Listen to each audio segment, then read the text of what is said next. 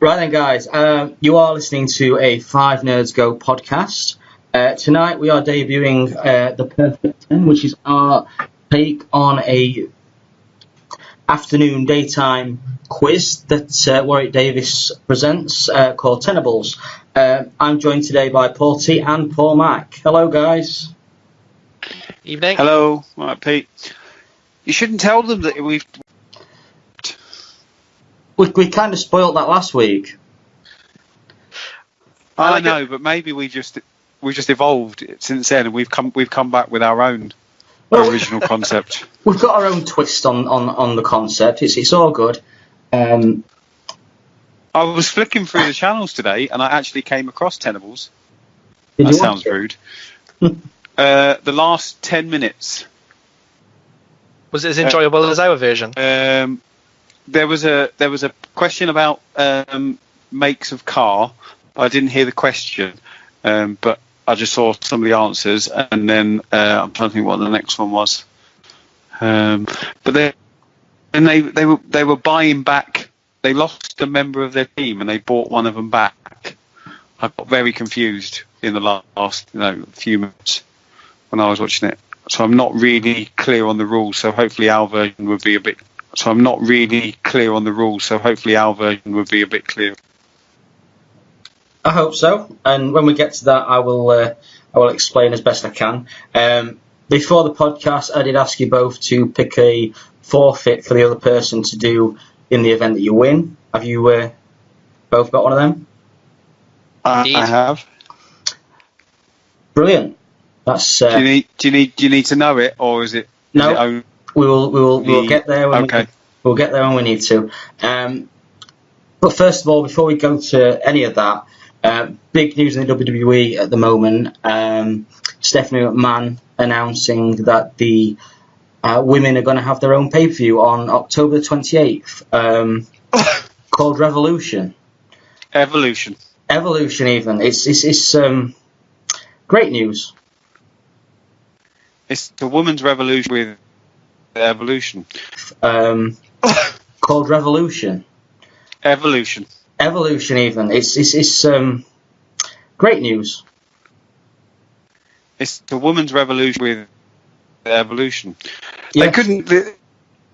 They just keep using different names that end in "ocean" because they've had wasn't Evolution Randy Orton and Triple H's. It was. If you go through the WWE network now, they've started to tag certain matches with the term Evolution for women matches. Yeah. As if to say they are like key points in the timeline of how things have progressed. So they're going with that now. Instead of Revolution, they're going with Evolution.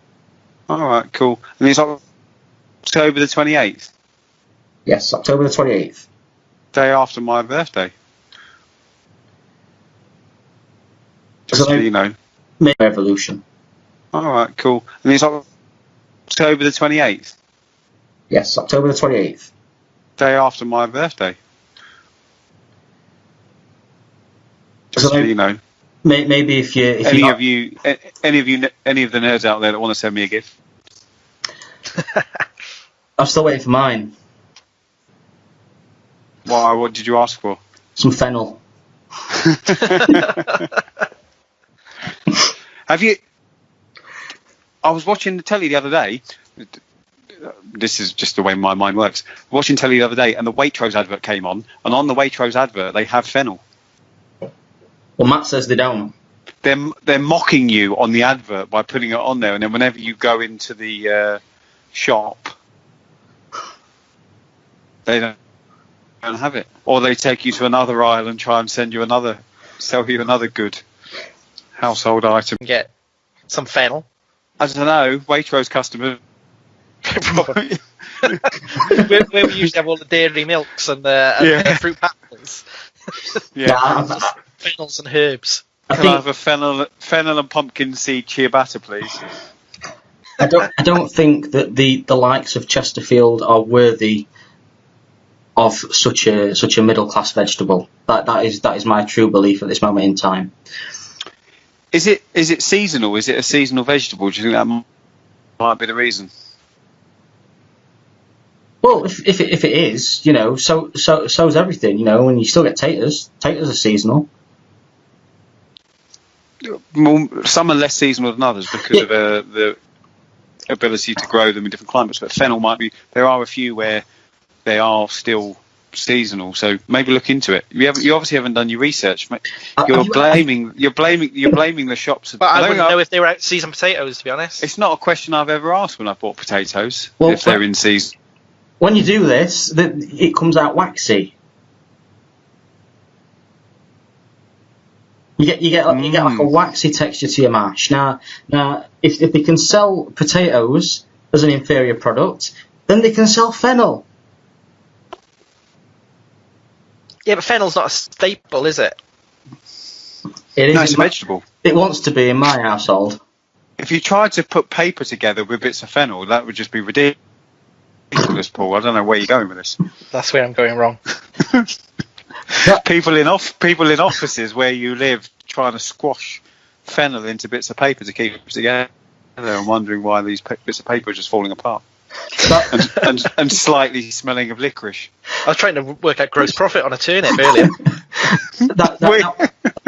Paul Knight, that was paper to keep it together and wondering why these bits of paper are just falling apart. and slightly smelling of licorice.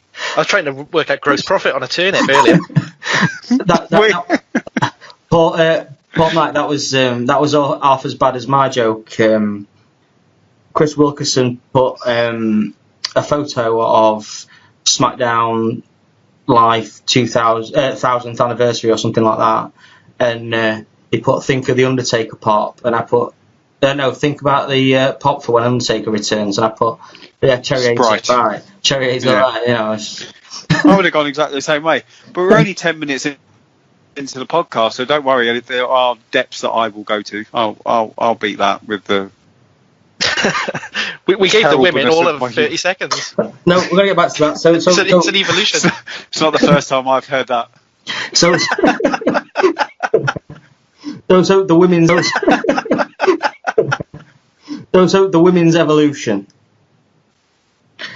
It's a good thing, right? So I was looking at it before we came on. So the arena that they booked for it, depending on how they lay it out, will be between 13 and 16,000 capacity. Yeah, that's about an average WWE pay-per-view, isn't it? 15. Is it? Yeah. So that's not bad. That's not a bad start. Look, according to the Wikipedia page that's set up for it, there's 5 matches mentioned at the moment. There's the 2 main title matches. There's NXT 1 women's title match. There's a UK women's title match, and then there's the final of the Mae Young Classic. Apparently, which I think, if that is the case, there'll probably be a bit of padding around that. So if they're going to go the normal, 8-9 match card, I think they're probably more likely to go 7. I think 8 or 9 might be a bit too much with the roster they've got. They're inviting back some legends, aren't they? So I'm sure you'll have some legend versus current day superstar matches, maybe. Well, they've announced that there's going to be 50 former and present WWE women wrestlers in there.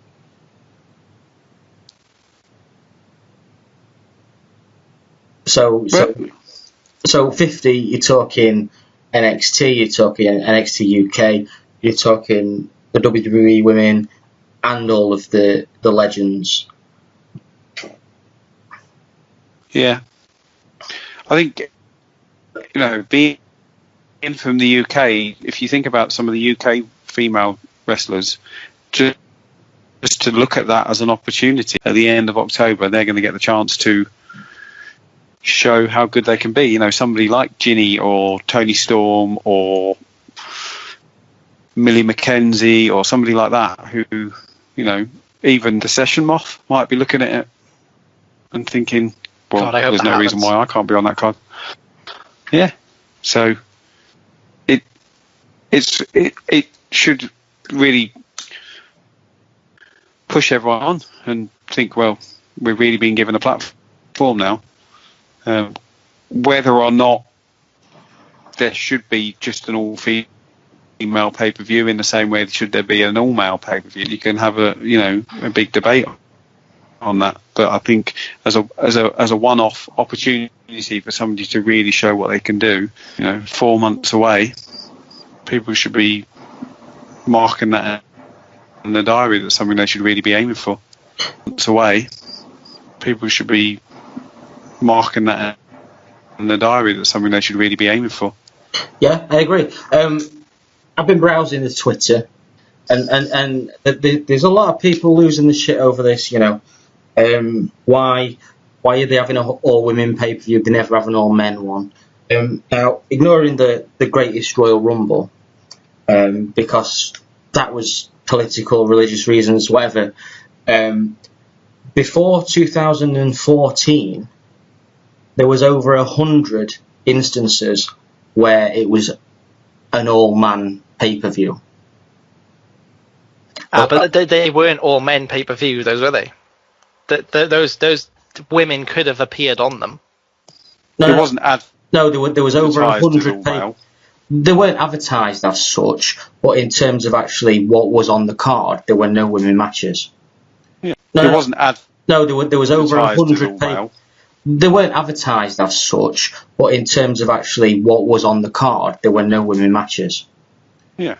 Probably. But it wasn't advertising that, so it wasn't. Its selling feature wasn't. It was all male. No. In the same way that the greatest Royal Rumble wasn't sold as all male, we just knew that would be the case because of where it was located. But I think this is just because it's a great opportunity to showcase women's wrestling. I don't think it's going to be something that they'll do every year, or that I don't think they're going to have a regular only women pay-per-view. But I think as a one-off showcase, I think it's a perfect thing to do. Perfect platform.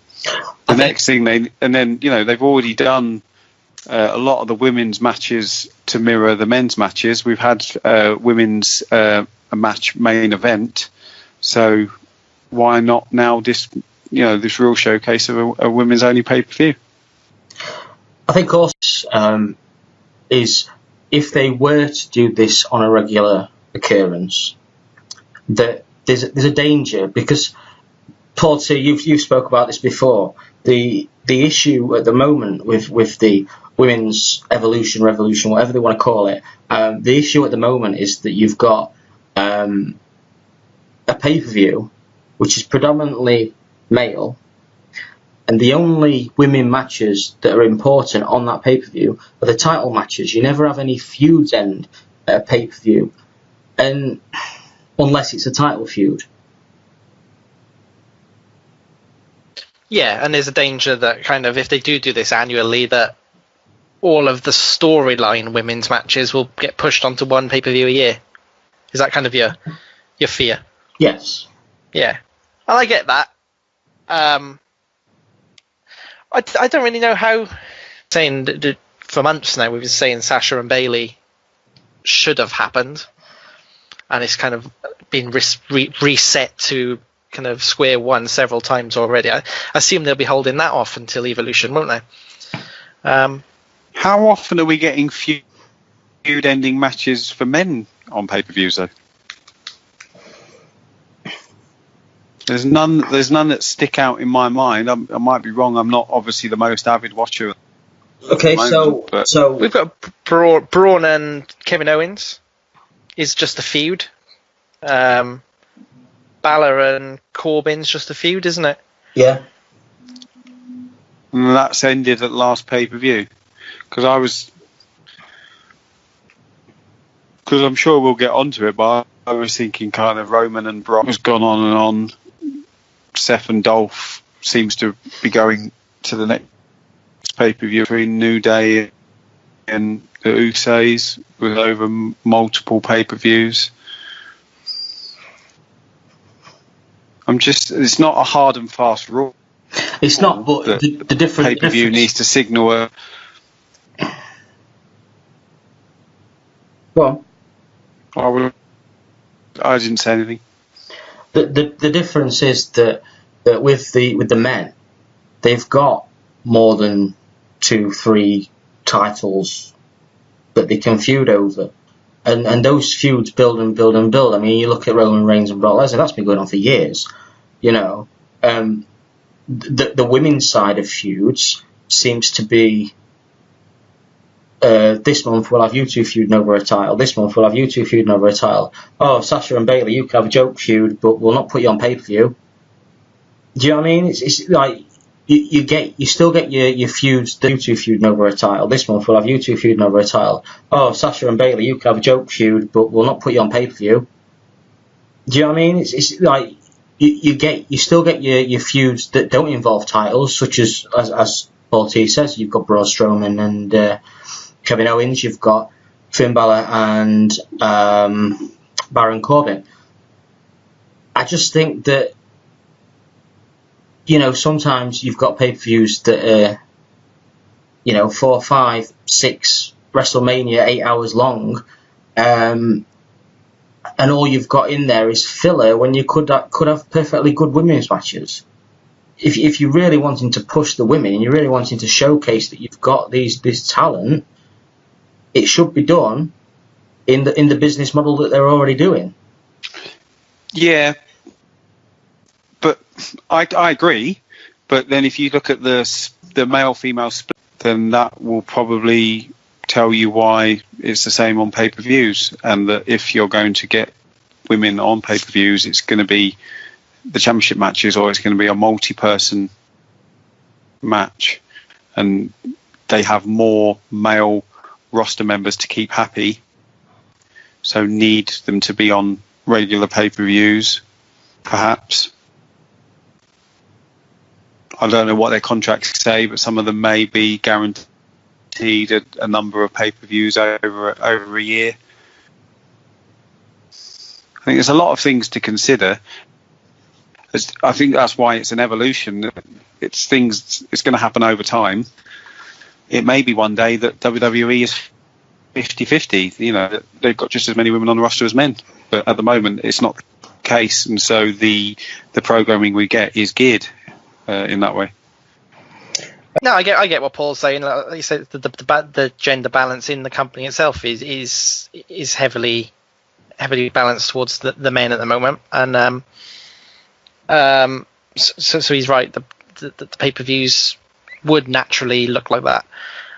Just on Evolution itself, I think it's, you know, gender politics aside, I just think it's going to be a great pay-per-view. And I think, regardless of whether it's a step in the right direction for women's equality or any of that stuff, I just think kind of seeing some of these women fighting longer matches, you know, having feud matches and seeing so many titles on the line, it's going to make for a really good, really fresh pay-per-view.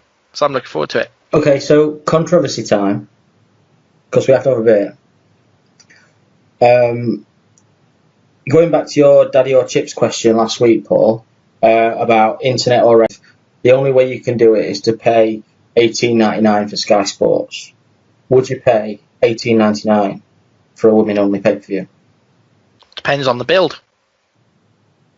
And that's true of everything now, isn't it?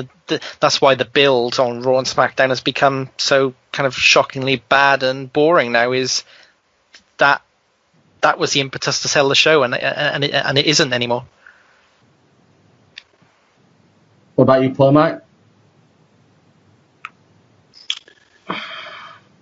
It's a hard question to answer, because you only know the strength of the women's roster because of the access that you have to via the internet. So because of the network, because of all of the other streaming companies around the world, you're able to see regular around the world. You're able to see regular women's matches, which you wouldn't have seen in the past. So the appetite is there to see a female pay-per-view. If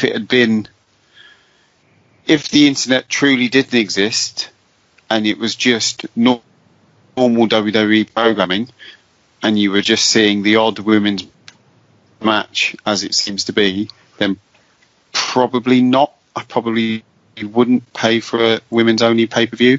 But then the argument would probably be the same for a normal WWE pay-per-view. If it wasn't SummerSlam or WrestleMania or Royal Rumble or perhaps Survivor Series, I wouldn't pay for any of the others. Yeah. Just based on their own programming. You'd both make very good politicians.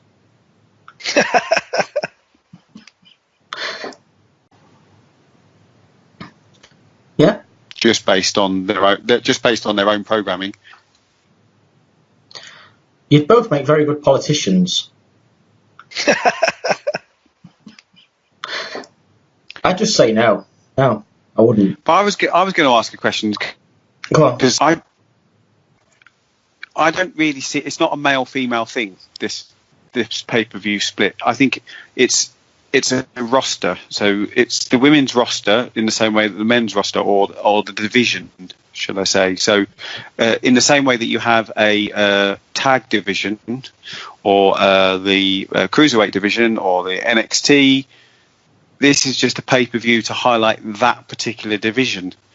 So in the same way that I'd probably quite like to see a 205 only pay-per-view on the network, or a tag only pay-per-view on the network. I think, well, whatever. Yeah, that's good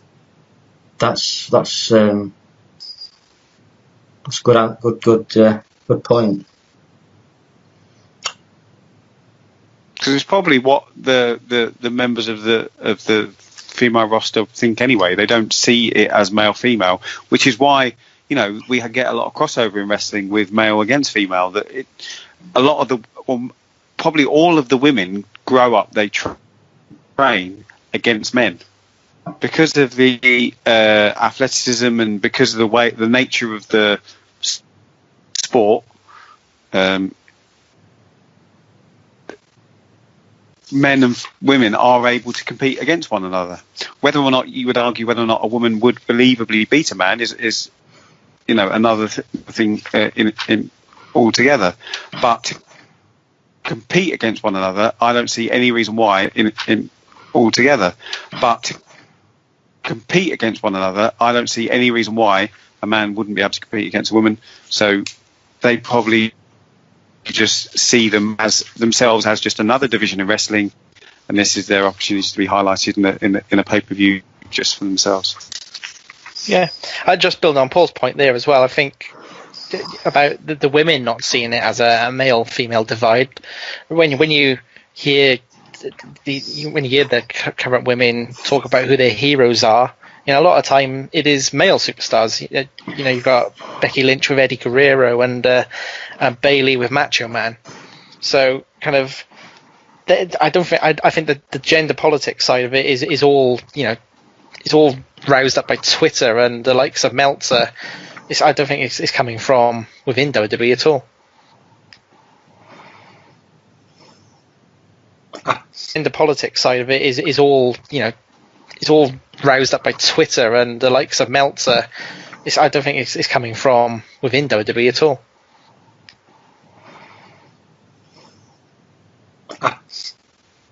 Agree completely. On that note, shall we do our first round?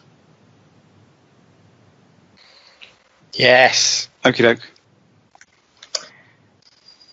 Okay, so it's Paul T versus Paul Mac in the first ever quiz, the Perfect 10.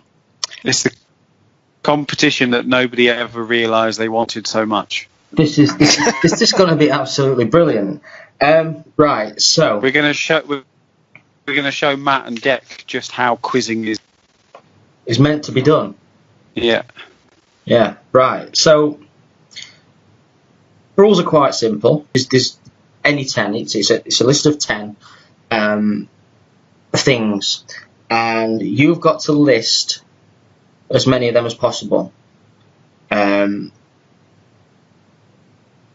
To get points on the board, you have to score 5.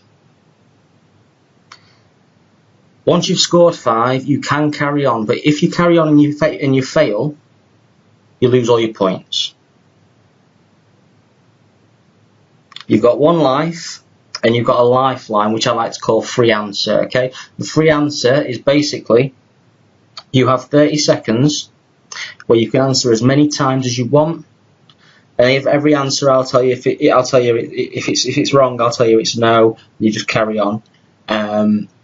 If you get a correct answer, the time stops. You lose your lifeline, but you get that answer. Is that clear?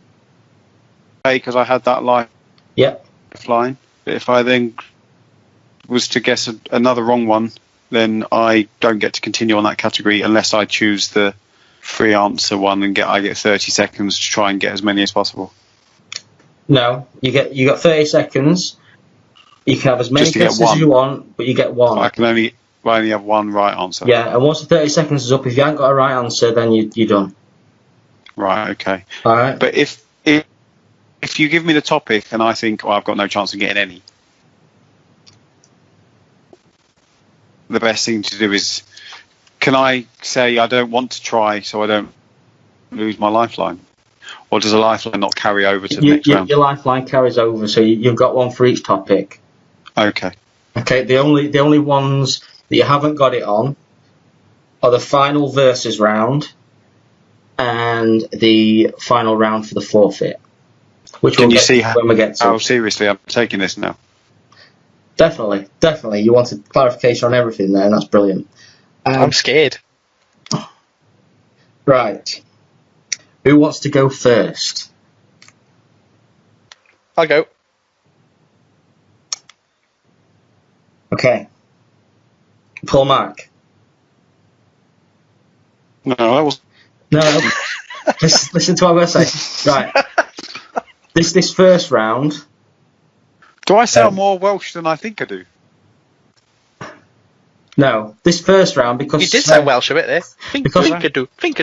Because Paul Tolley has decided to go first, you get to choose which of these two categories he gets. You get the other one. So you've got top selling board games or top selling video game. You get to choose which of these two categories he gets. You get the other one. So you've got top selling board games or top selling video games. Right, I'm going to give him video games. Okay, so this is more than I'm fact. This is the top 10 selling video games of all time. Okay. But I will warn you that there are modern choices in here. Yeah, you'd expect that, wouldn't you? Okay, go ahead. When was the list compiled? Is there? It was the. I'm just trying to help you. When was the cut-off so he knows when to? I wouldn't want him to pick one that was out last week. Well, the most recent games on here, I don't think there's been that many big sales. It was a top choice on Google. So what's the most recent one? I'm not going to tell you what the most recent one is. No. In year. I'm going to say about 2 or 3 years ago. Okay. Right. Okay. I'll go Grand Theft Auto 5. Correct. In at number 4, Grand Theft Auto 5. And I'll go Grand Theft Auto 3. You've just lost your life. Ah, shit. Right. Is this in the UK, by the way? This is it's worldwide. Worldwide? Yeah. There's a crazy Japanese shit in it. There isn't actually. Okay, right, fair enough. Right. So what if I... You're gone. Right, got you. Can I go... Nah, I think that was part of a package, so I can't go for that.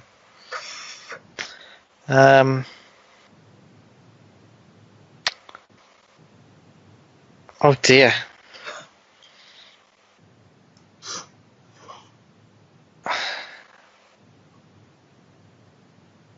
God, this can't be that hard. Minecraft. In at number 2. Oh, right. Minecraft. What else do all these kids you get these days play? What do they play? If it's worldwide, FIFA won't be alright, will it? I can't tell you that. Oh, no, I know. If it's worldwide, FIFA won't be alright, will it? I can't tell you that. Oh, no, I know. I'm just ruminating. There's got to be what's the shooting ones they play? There's got to be a Call of Duty in there, but I don't know which. Call of Duty Modern Warfare. Sorry, Paul. Right. Top selling video games. At number 10, you've got Elder Scrolls 5 Skyrim. At number 9, you've got New Super Mario Brothers. At number 8, you've got Pokemon Red and Blue. Number 7, Wii Sports Resort. Right, okay. Number 6, Mario Kart Wii. At number 8, you've got Pokemon Red and Blue. Number 7, Wii Sports Resort. Right, okay. Number 6, Mario Kart Wii. Number 5, Super Mario Brothers. The original? Yes. Wow. As you correctly guessed, at number 4 you got GTA 5. At number 3 it's Wii Sports. I should go for that. I thought that was in the pack. I thought it was in a package with the Wii. No, you could buy it separate as well. That must have sold a lot of Wii copies though as well. To be fair. At Minecraft at number 2, which you got right, and then at number 1, Tetris. Oh, really? Yes. I don't feel too bad about that. I hearing that list, some of them I wouldn't have guessed for a long, long time. I hearing that list, some of them I wouldn't have guessed for a long, long time. Paul, or at all. Chance to get some points on the board with your top selling board games. I've got a dilemma now. I need clarification. Okay. Of what constitutes a board game. I know it sounds like a stupid question, but if thinking back to when I was a kid and we used to like get the board games out on a weekend on like a Sunday afternoon, go over my nana's house. Some of the things that we play aren't technically a board game, but we would have referred to them as a board game. So is there an accepted kind of... Looking at this list, it's pretty much any game in the Argos board game, right? It's a board game. It's played on a board, but it's not. If it was Christmas after that's a board game. And I said, should we get the board games out? And I got chess out. People would be like, oh. Chess is a board game. Right. It's also number 1. Okay. Good thing that was going to be one of my answers. I think that makes it harder. I'm happy with that. I've counted that one. It's fine. I've counted that. Okay. Okay. So you got 1 on the board. Monopoly. In at number 5.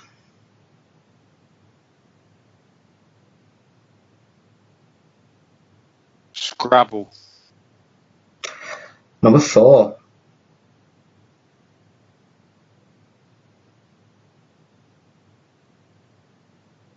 Boy, you've got chess, Monopoly, Scrabble, and Cluedo.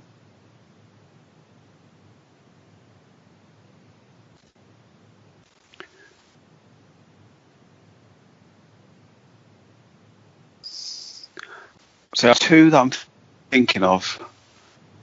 One's I don't know. Oh, that's a title game. Snakes and Ladders. You've lost your life. I'm sorry. Ball bags. That's not a board game, by the way. Don't forget, you've got your lifeline. If you get the next one right, this lifeline, the whatever free answer. Yeah. I get another one of them later, don't I? So I'm losing nothing by. You're losing nothing by using it, but I'll use it. Just to clarify, I'm going to start a timer. You've got 30 seconds. You give me as many answers as you can.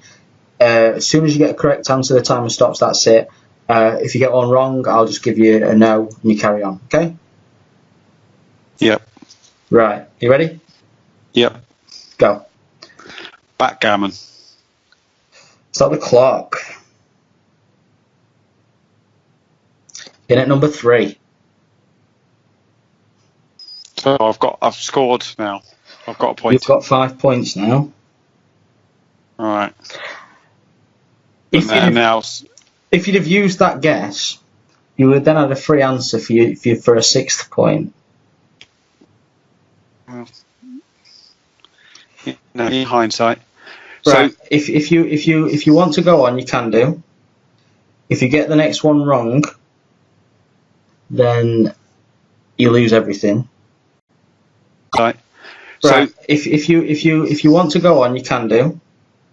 If you get the next one wrong, then you lose everything. But if you choose to stop, you get your 5 points and we carry on.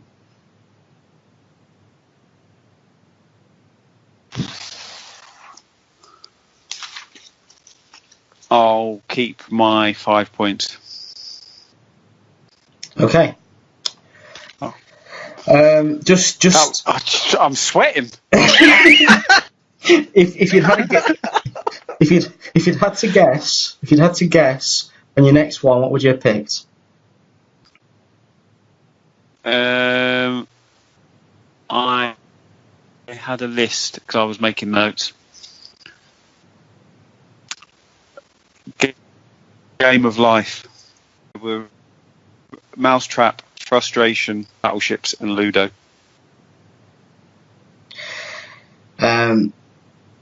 Yeah, you'd have lost. In at number 10, you had Risk. At 9, you had Pictionary. Oh, Pictionary. At 8, you had Trivial Pursuit. Oh, God, why didn't I come up with that? At 7, you had Othello. Othello? Yeah. Play. It's also a board game. Okay. Cluedo was in at number 6. Monopoly at number 5. Scrabble at number 3. Scrabble at number 4. Backgammon at number 3. At number 2 was Checkers. I was going to, draft. And then at number 1, you had chess. Sweat is hailing down my head at the moment, and that was ridiculous. From the moment Pete asked you if you wanted to play on for that 6th, I held my breath. Did you enjoy that? No. But I was honestly really thinking hard about whether or not I wanted to gamble. Like there was something really serious. This is as serious as it gets. I would win. I know, and I don't even know what the 4th it's going to be. Right. I know the way that your mind works, Tolly. That's what I'm worried about. Right. It's all the incentive you need. Moving on. On Raw, we had Roman Reigns versus Bobby Lashley for the number 1 contendership to Brock Lesnar's Universal title at Summer. On Raw, we had Roman Reigns versus Bobby Lashley for the number 1 contendership to Brock Lesnar's Universal title at SummerSlam. And Roman Reigns won again. Yeah. I can't imagine many people are too thrilled about that. Paul, you probably are. I might surprise you when we get into this conversation. Okay. How did the crowd react to it on Raw? It wasn't a terrible reaction, was it?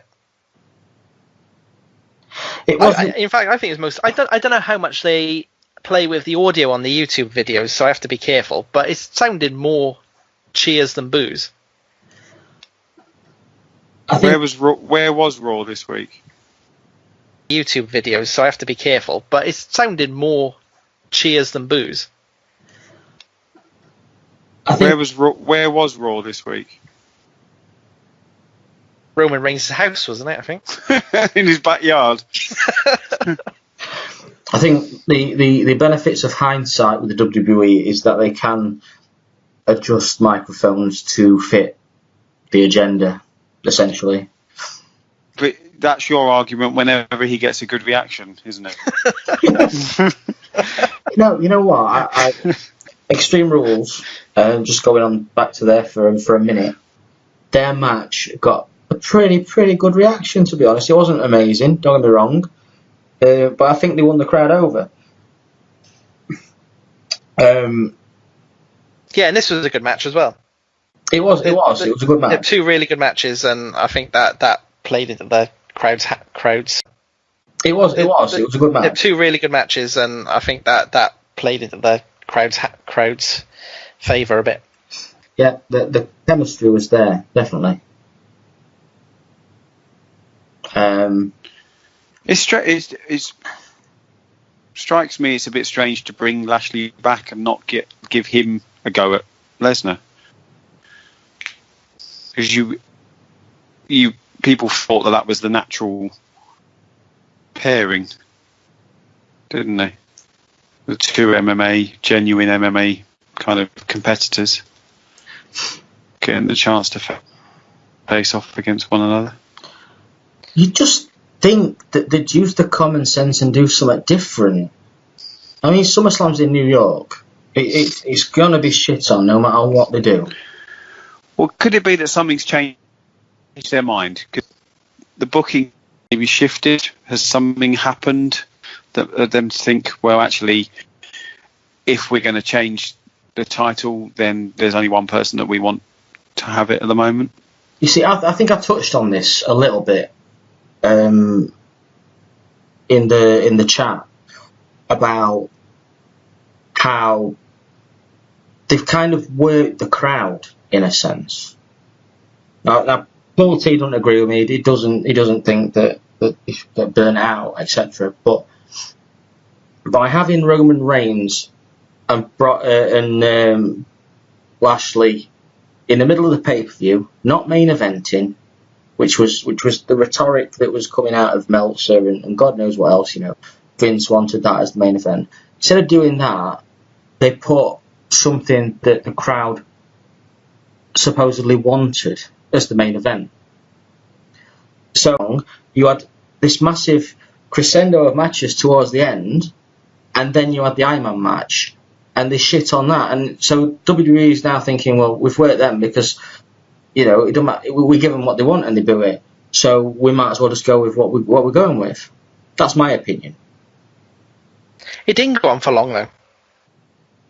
It's only a 3.5 hour pay-per-view. It's not a 3.5 hour pay-per-view, though. It was.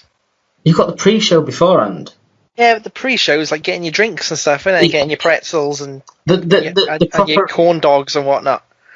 The proper wrestling fans that want to see the matches are going to be there from the start of the pre-show because there's matches during that. But I don't understand, because when I go to a wrestling show, I don't find 3.5 hours a long time.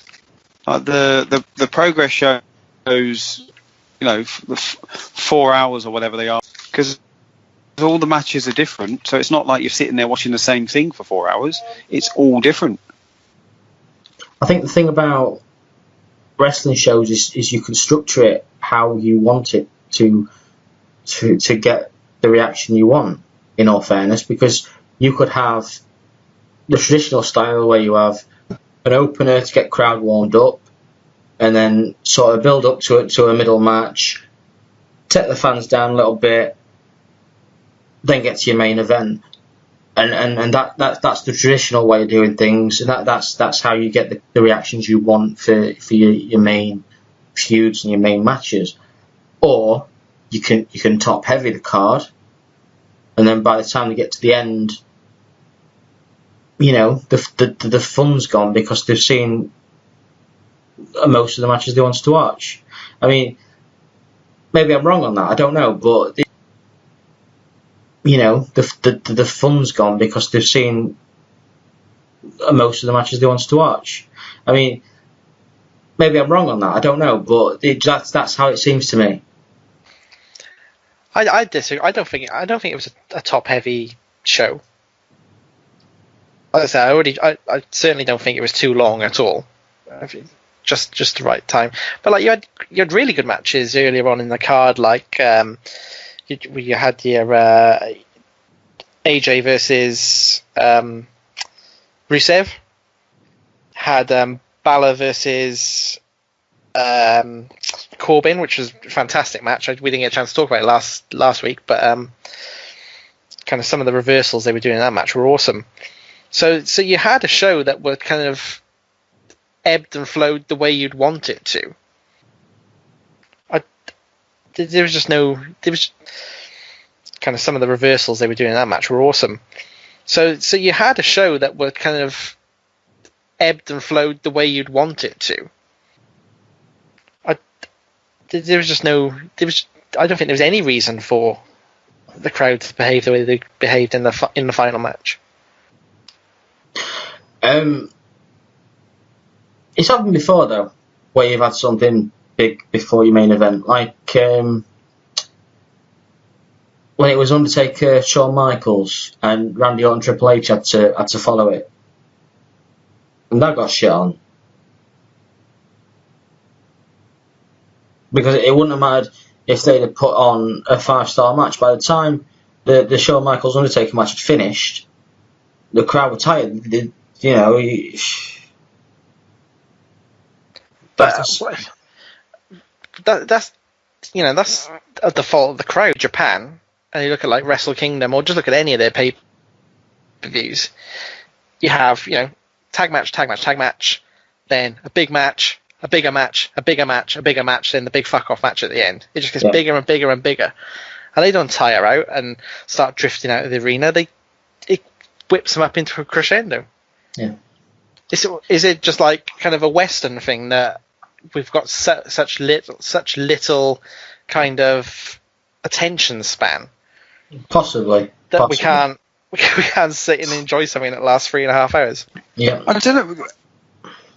But when you hear about the indie shows and they talk about the way that they plan their matches, but then they don't just plan it as individual matches. The wrestlers, they talk to one another, so they understand how the match before them is going to look, so they make sure they don't copy spots or there's no real similarities. Match, Kevin Owens has said himself he doesn't care where he's in the card, he's going to steal the show, and I would have thought all the wrestlers will go out with that mindset. That's how you would hope, for it to be, because you want you guys to do that. But WWE as a product is so man-managed that they don't have as much freedom as New Japan and Indies. Maybe is that the problem, that like taking Kevin Owens' example of saying he's going to steal the show wherever he is on the card, is that then a problem because the show has been stolen in the middle and then nothing else can match it at the end? Maybe again, like Extreme Rules is a perfect example. He flew off the cage through the announce table. Perhaps there was nowhere to go for the show from that cage through the announce table. Perhaps there was nowhere to go for the show from that. Because again, going back to New Japan, when I went to see them in Milton Keynes, it was evident that even though they had some high flying people in prior matches, it's quite clear everyone must have had the instruction that no one's to do any acrobatics or flying around, because that's Will Ospreay's job tonight. And then Ospreay came out and he did kind of every move in his repertoire. Perhaps WWE don't have that cohesion, and they're not communicating, like Pete said, to not outdo one another and making sure the main event is the one that steals the show. Yeah. I just think. I mean, I read some Seth Rollins' comments about he was actually annoyed with backstage because of the taking the timer off of the Titantron. Yeah. I just think. I mean, I read some Seth Rollins' comments about he was actually annoyed with backstage because of the taking the timer off of the Titantron. I just think that, you know what, if they really thought about it and they gave him a bit of freedom, guys like Dolph Ziggler, Seth Rollins, they could put on a 5-star match easily. You know, you look at back in the day, you had the Iron Man match between Bret Hart and Shawn Michaels. They got given an hour and more, and nobody got bored. Nobody was counting down the time.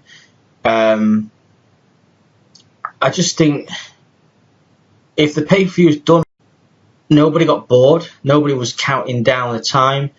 I just think if the pay-per-view's done right and you're building around a main event, then you've got every chance that you can do a 5-star main event easily, especially with guys like Ziggler and yeah. But back Seth then, Rollins. when that match that you spoke of was on, you didn't have fans who.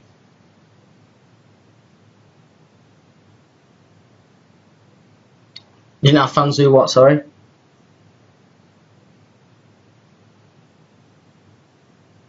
Paul, Matt.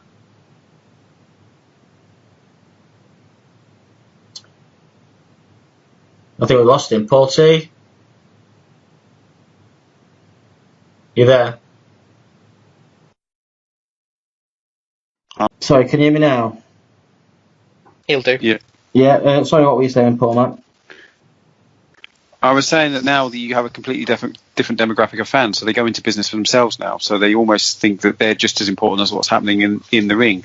Back then, for that other Iron Man match, that didn't happen. Fans knew that they were there to enjoy the performance in the ring. I think you still used to get fans that went into business for themselves. Not in the same scale that we have now. No, but and now they're encouraged. In some aspects, they're encouraged to do it. You know, it must be very confusing as a fan to go to NXT, to go to indie shows where they're told, to shout and interact with the fans and with the wrestlers and tell them, really tell them whatever you like. Shout, scream, arrogate. But then when it becomes something in the ring, it's a very, very confusing time to be a fan. Because sometimes it's okay to scream and shout, and sometimes it's not, and they just need to strike a balance. WWE need to really. They don't understand their fan enough. I think that's the main thing. They still want to be in control of everything, and that's just not going to happen. I don't know what the answer is, but you're just going to end up having events like we do at pay-per-views where people shit on. Hopefully not literally, because I think that would be a step too far from the fans. Yeah.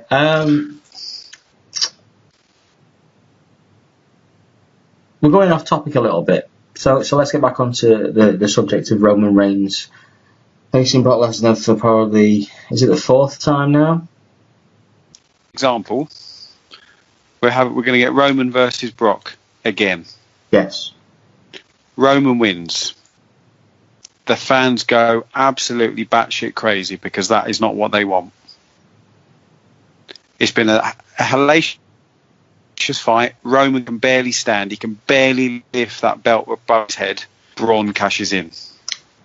Imagine the pop from the fans there. They won't do it. Why? If I was booking it, I'd do it. Yeah, I know you would, but I don't think they're going to do that. The way that they've built Braun up over the last 18 months, they see that he has superstar potential what a way to put him over, just that whole new next level. I think personally that they're going to go a different route. They're going to keep Braun for Mania or something like that, because whole new next level. I think personally that they're going to go a different route. They're going to keep Braun for Mania or something like that, because basically my theory is this: at SummerSlam you've got Kevin Owens versus Braun Strowman. Based on what's been happening, I could see Kevin Owens finally going over Braun, getting the Money in the Bank. Roman Reigns beats Brock Lesnar. Kevin Owens comes down. Roman Reigns beats Kevin Owens. Because I think the WWE secretly enjoys doing what they're doing. They definitely do. Definitely. There's no other reason why they continue to do it.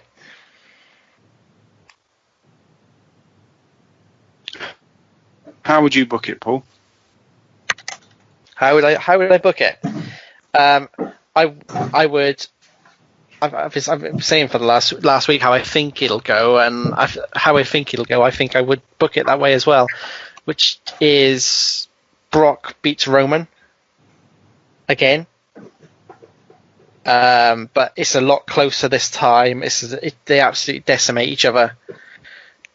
Braun cashes in at the end, attacks Brock. Brock still manages to win, so Brock comes out of SummerSlam still Universal Champion, and the crowd are just incensed by this because he's beaten Braun as well. The crowd are going to absolutely hate it. And then I have Lesnar keeping the Universal. So we've had everybody's how they would book it. What's everyone's actual feelings? Because I hate it. I hate it with passion. What do you hate? The fact that it's Roman Reigns versus Brock Lesnar again. I want to see Reigns and Lesnar again. I think the WrestleMania match was actually good. I think it was different. I think the shock of it was amazing. I think again in the cage in Saudi Arabia it was a good match, and I think they'll have a good match again. I'm disappointed in it because I think from a storyline point of view there hasn't really been one, even though there's so much kind of backstory now to play with. It just feels completely rushed. Roman just won a number one contenders match against Lashley. That's it. There's just no narrative to it at all. You would prefer to see Roman have to that they've given to him.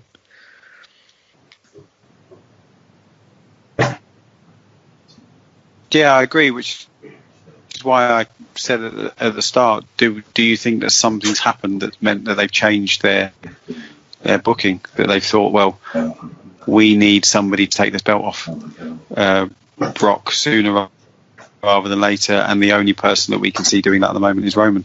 So we'll get him in the main event and he'll go over at SummerSlam.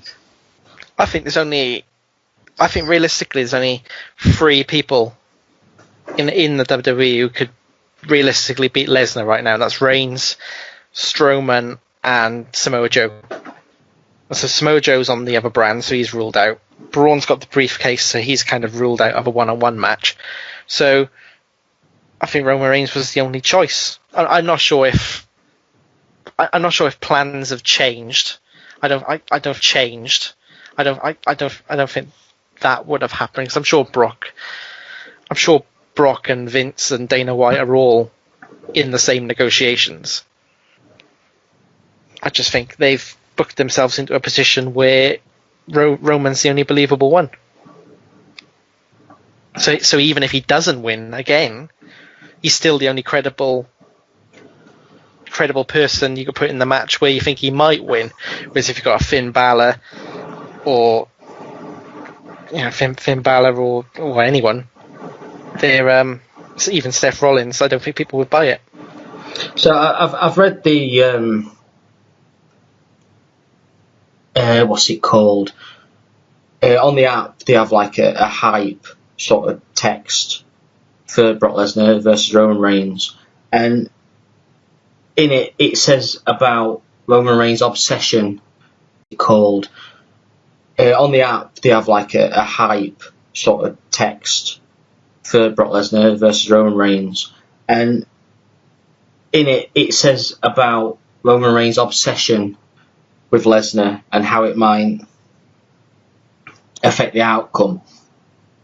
Do you think that may hint at Roman finally going over the edge? Because I know it doesn't hurt him from a real life perspective, because it's common knowledge that wrestling isn't. Don't say it.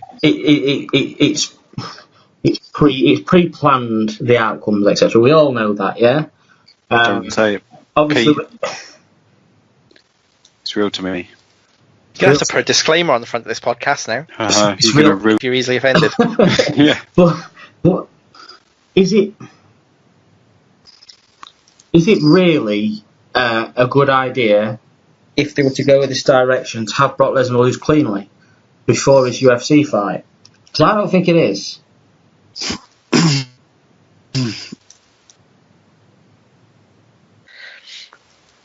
Does he have a UFC fight?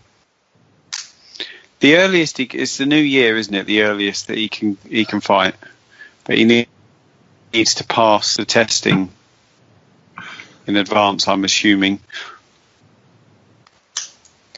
At WrestleMania, he was definitely losing the title because he was signing with UFC. And then WrestleMania happened and he didn't. And Dana White played a part in setting that up. Yeah. So you think are you think that the appearance in the Octagon the other week was possibly all linked to a WWE storyline rather than him attempting to get back into UFC? Potentially. I think Vince and Dana White are on very good terms. I think they probably see the potential of, having a slight link between the two, particularly with Ronda and Brock both being in WWE now. You've even had Daniel Cormier, I think that's his name, isn't it? In recent weeks, saying he'll fight him for the Universal title if that's what he wants.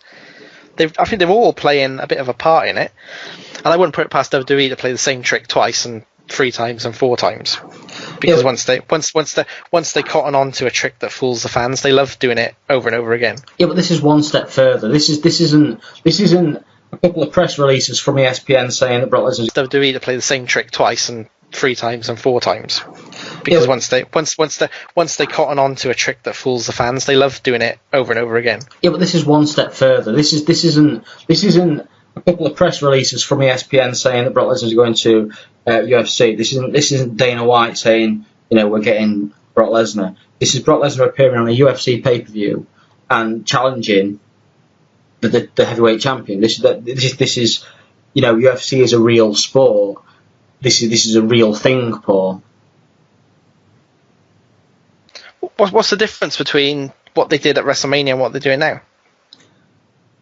He hasn't appeared on at WrestleMania. He hadn't appeared on a UFC show and pushed the champion over and basically challenged him.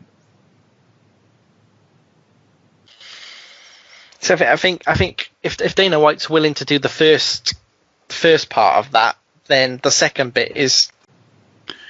The only reason he entered the Octagon was at Dana White's approval. So it is either to further the UFC and to get ready for a fight in January, February time in UFC, or it's because they all are playing a part in a WWE storyline. It's one or the other.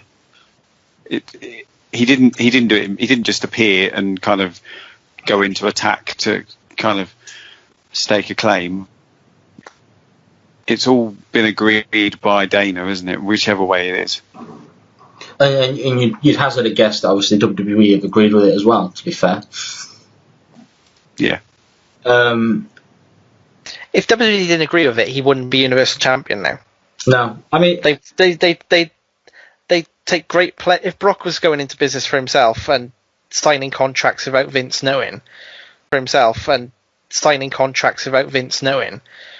he wouldn't think twice to strip him of the title very publicly. So the UFC having a WWE star, yeah, is huge for the WWE. Would you both agree with that?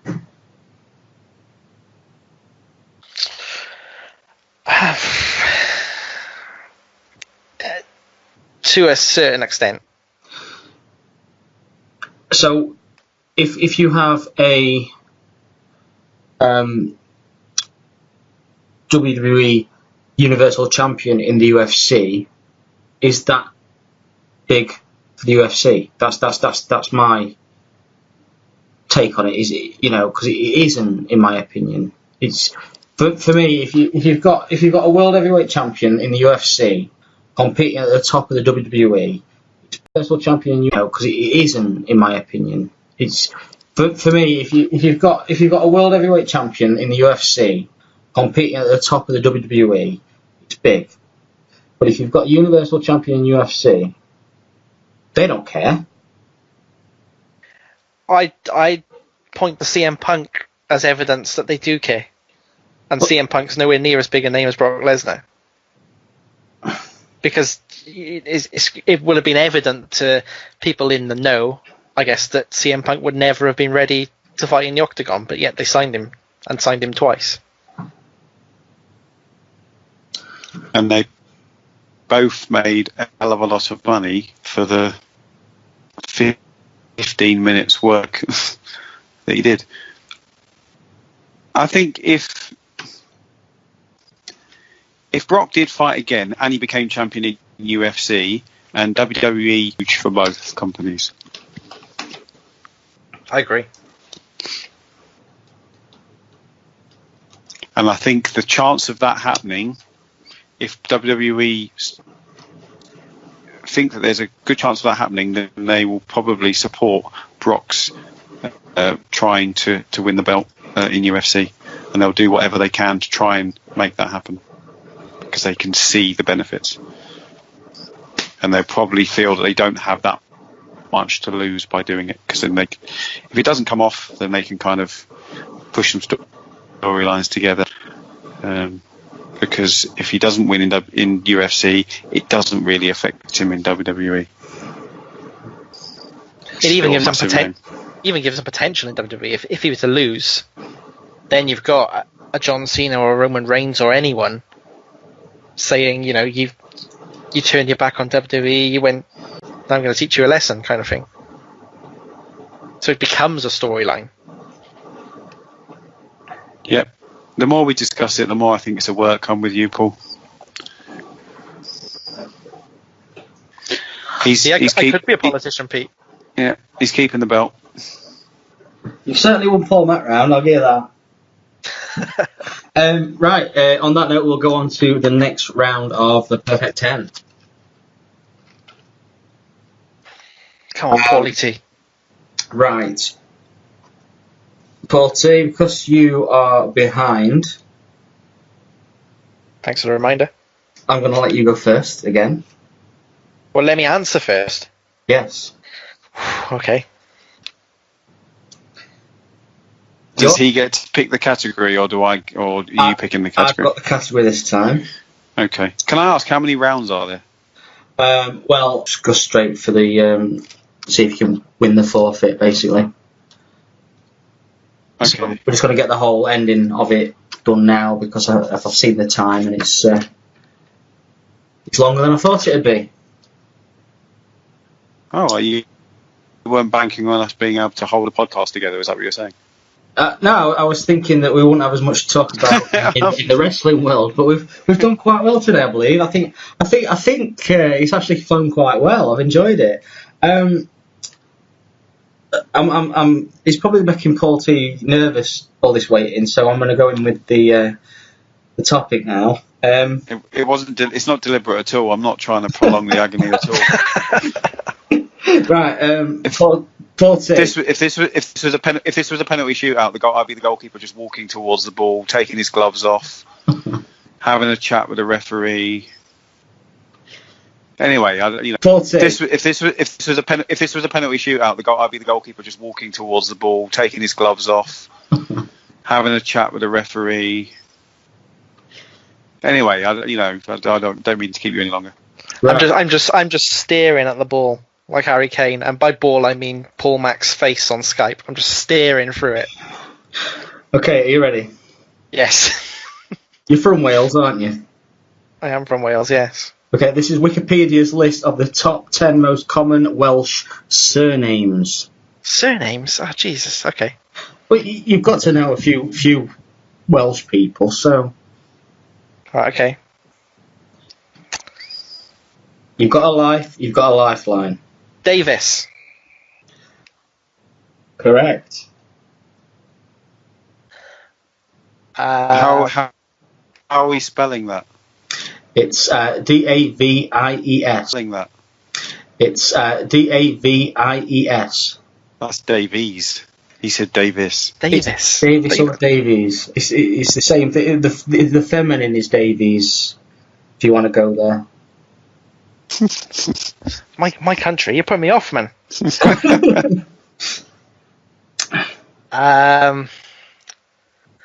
go Watkins. Mate, I thought you'd know these. No, I'm sorry. I've still got. I can't believe you went with Watkins of all the names. Fucking idiot. He's just going through his Facebook friends, isn't he, at the minute? Right, carry on. Still got your lifeline. Oh, this is difficult, you know. Think of some famous Welsh people. I'm thinking of Paul Mack. It's just the natural podcast host in me.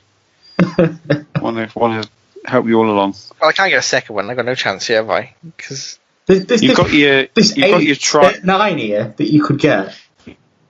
But thanks, yeah, I can do maths. I'm shit at surnames, but I can do maths. Thanks, Pete. Right, okay. It's the pressure. You got your free answer one, but it'd be a waste now doing that already. It would be a waste because I can only think of like one or two anyway. Well, think about it, right? If you have some that you think are borderline and they're not in the list, you've knocked out a load of answers that you could have had in your head. Yeah, but I've got many in my head. How many friends have you got in Wales? Not many. I reckon I can get the 5. Not that I'm gonna. Got many in my head. How many friends have you got in Wales? Not many. I reckon I can get the 5. Not that I'm gonna. But I reckon I could get the 5. So I'll wait for you to fail and then. Yes. I'm sorry, Paul. Fuck's sake. You're out. Paul Surely Jones? Jones is number 1. Evans or Evans? Ethan's number 4.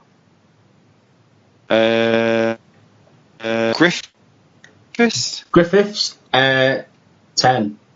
Watkins? Not Watkins. Jenkins, sorry. No. I was Jenkins. It's not there.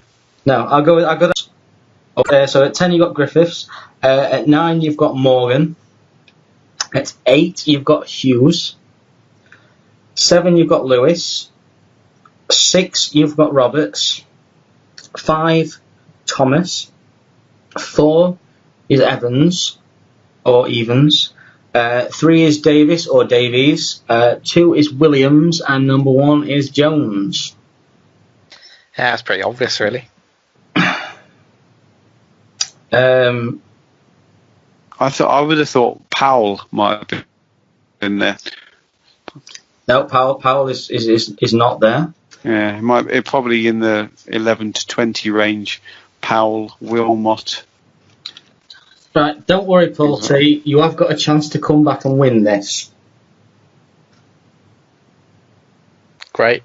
I hate it when the quiz people fix the last round just to give you a chance. I'm glad you said it out loud. The wheat from Did the you chat. hear that? He said it.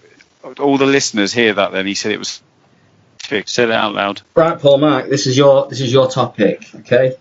Yep. This is the highest grossing films of all time after inflation. I don't even know what that little bit extra means. So would that? I don't know why that would change my decisions. So you're the maths guy, Paul. Explain it to me. Why would inflation change? It means The Wolf of Wall Street's number one. Oh right, that makes perfect sense. No. To clarify, if a film makes $10 million now, because of inflation, 20 years ago, it might have made 100 million. Okay, so a film like Gone with the Wind would have only made X amount of pounds, but because of inflation, you've kind of put that into now modern brackets. Yes. Basically, everyone who went to see Gone with the Wind, you charge them a £10 ticket rather than the 20 shillings, 2 shillings, whatever they paid. All right, so just, it's there's some good films on this list, to be fair.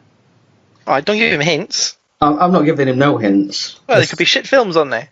There is. There's quite a few. Oh, more fucking hints. Nobody knows his good films and shit films. I'm not a film guy. But even if I don't do well on this round, I'm still in the lead, aren't I? For now, yes. I think your lead is is safe for the duration of this podcast. He couldn't have helped me out any more, and I came up with one Welsh name. Right, Paul. Yeah. So we're going with the highest grossing films after inflation. Go.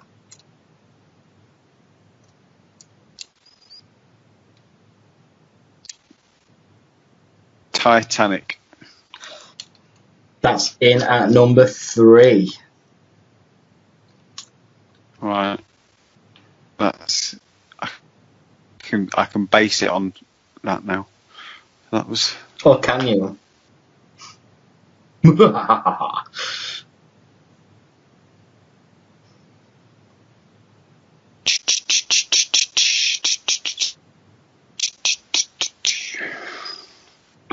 Right.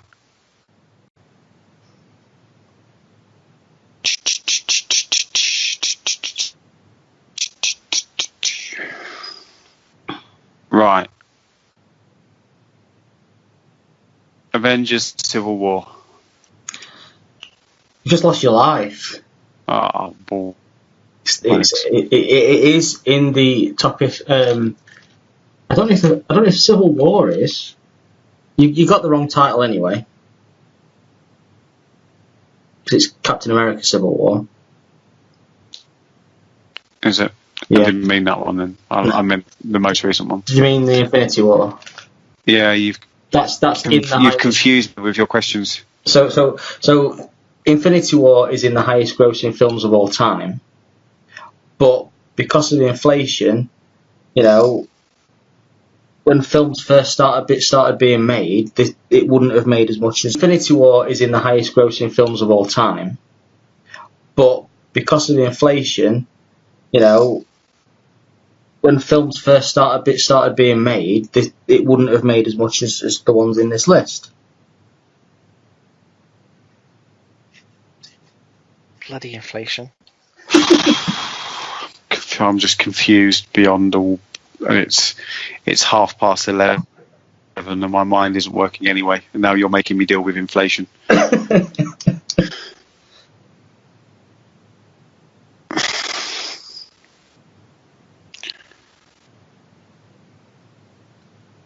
You've still got your lifeline. There's hundreds of films. Star Wars. I can't just accept Star Wars. I need a Star Wars film. Number 4. A New Hope. Yeah. That is in the list. It is in at number 4. Believe it or not. Well, I do, because that's why I said it.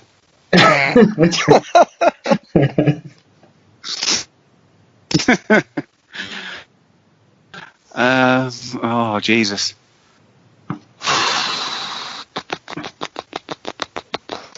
There's like 10 or 20 listeners screaming at you at the moment. Yeah.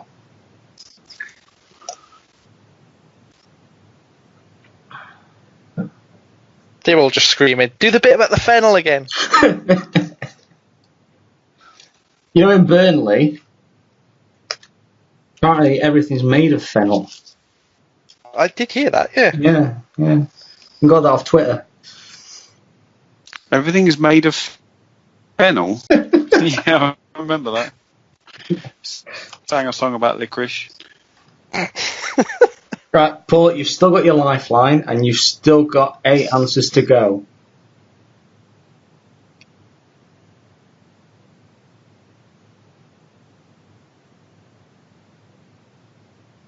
Well, I'm going to go for another. I'm going to go for Empire Strikes Back.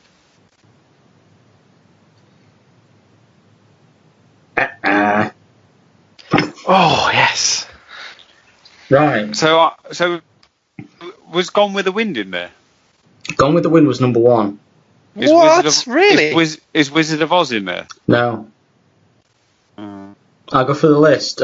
Paul. Can I have a go? Can I have a go for one? You have a go first, yeah. I haven't got any. Independence Day. No. Okay. Cool. Right. So at number 10. Or any of them would have thought that one. That's the greatest film ever. Right.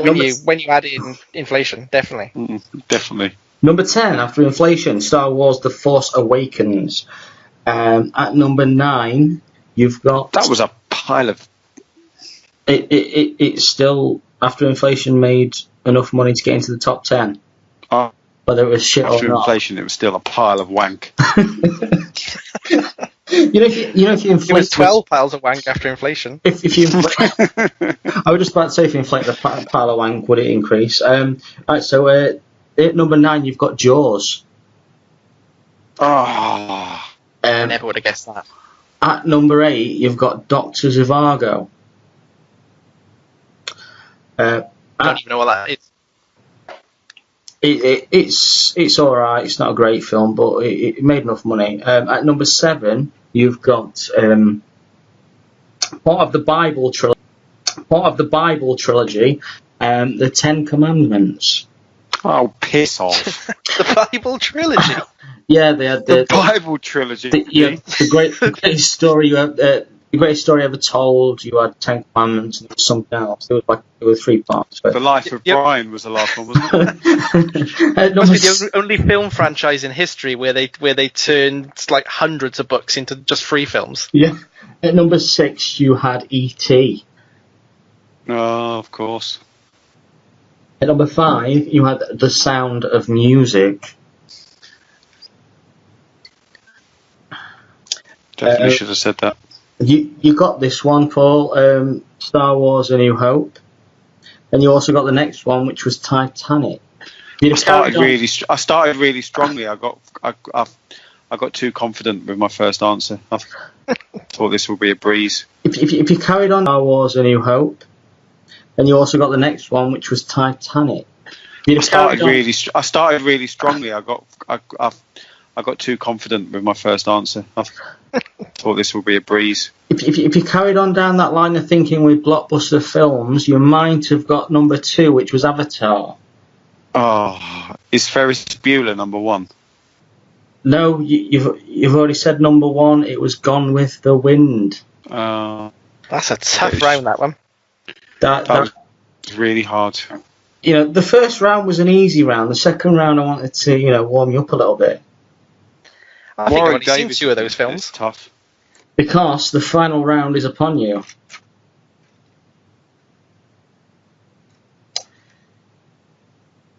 The The WWE. Pardon? The WWE Women's Championship, which the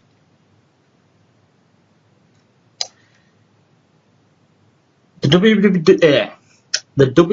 Pardon? The WWE Women's Championship, which was unified in 2010, had 20 previous winners before that unification, not including obviously repeat winners.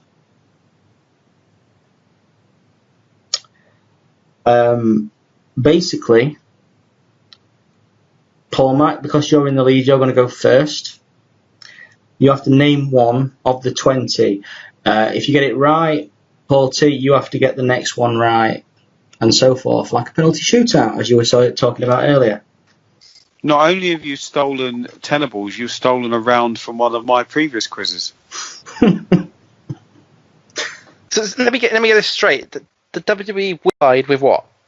Before it was unified with the SmackDown Divas Championship. Okay. So we're talking basically before Nikki and Brie and things like that. So this is not the Divas Championship? This is not the Divas Championship. This is the original WWE Women's Championship that was first held by the fabulous Moolah. Okay. So I'm still not clear on what's the range of years that we're aiming for. I can't tell you the range of years as such, but you've got 20 champions. But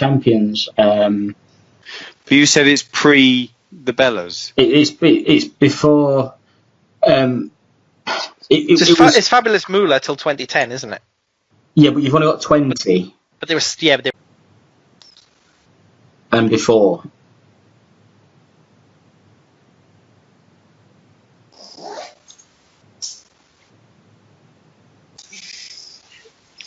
And what's the scoring system for this round? So it's a penalty shootout. Okay. So Paul, you're going to go first. Then if you get one right, Paul has to get one right. If you get it wrong and Paul gets it right, then he gets 10 points. If it's the other way around, you get 10 points.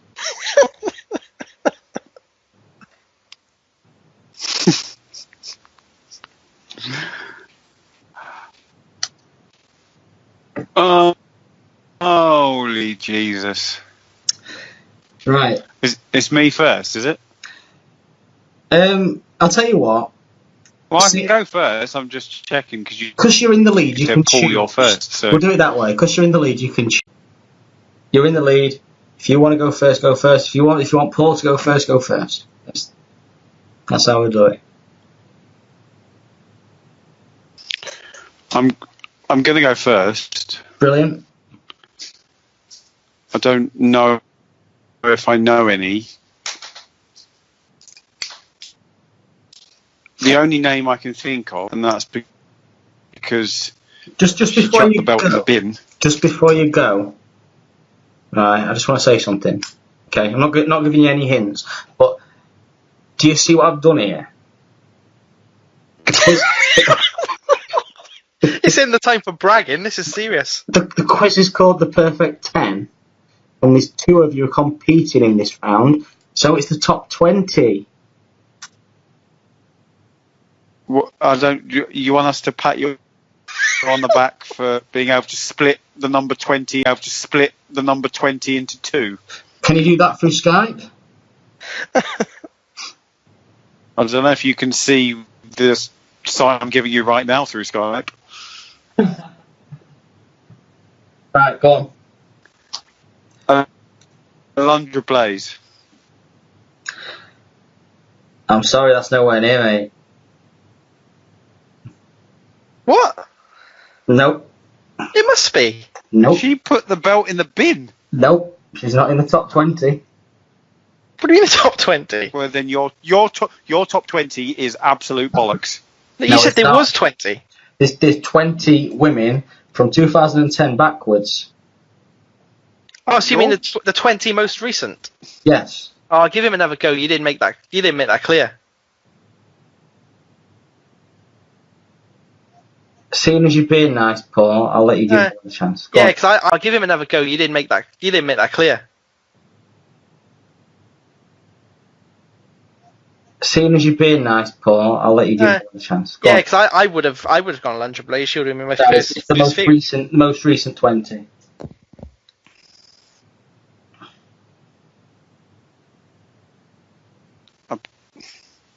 That was all I had.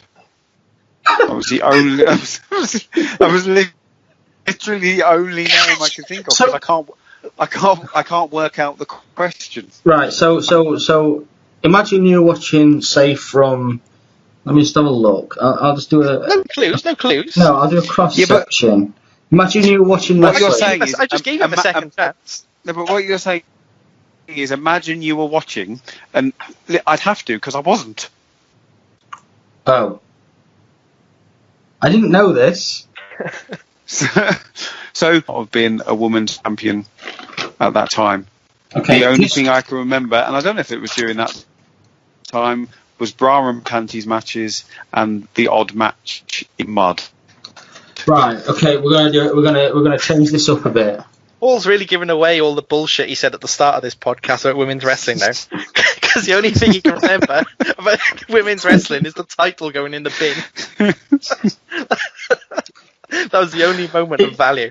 But it's trying to steer us away from the podcast of last week. I can imagine.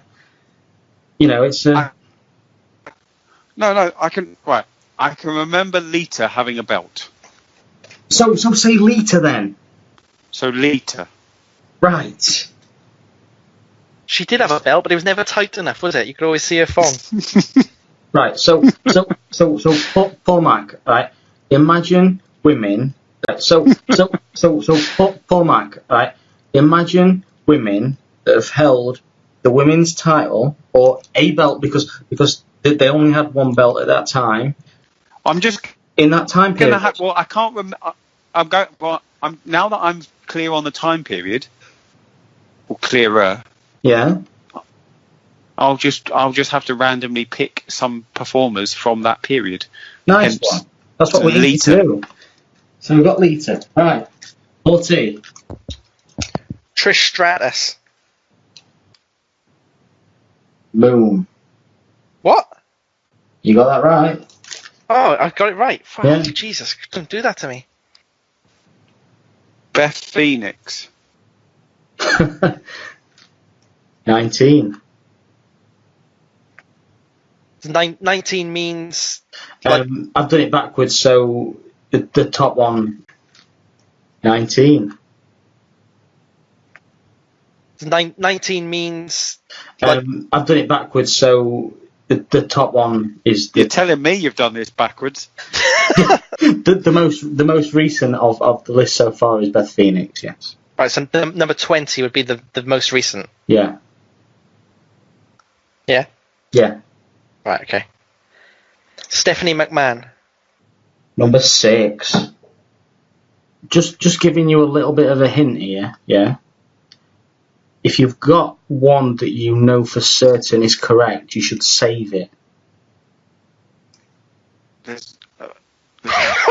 There's nothing tactical about the way I'm approaching this game. If you have one that you know is right. I haven't had one so far that I've known is right. Go ahead. Hey. And more recent ones. I've got a similar problem to Paul Mack here in that kind of 2003 through to 2010 I didn't watch a thing.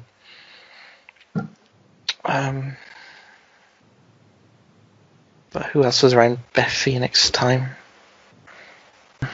I mean, just trying to give you a hint here. Both of you, right? You've got Jacqueline, yeah, and you've got Beth Phoenix. Think about women champions in between that. Yeah. Again, thanks again for that. just that's not a hint. That's just common sense.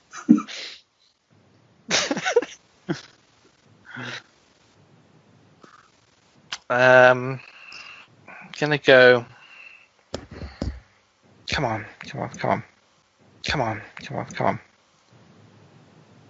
Mickey James. Mickey James is in at number 17. You know, as you get correct answers, it will become more obvious. That's what I would think, anyway. It's only obvious if you know the answers. Molly Holly. Great shout. Molly Holly is in at number 11.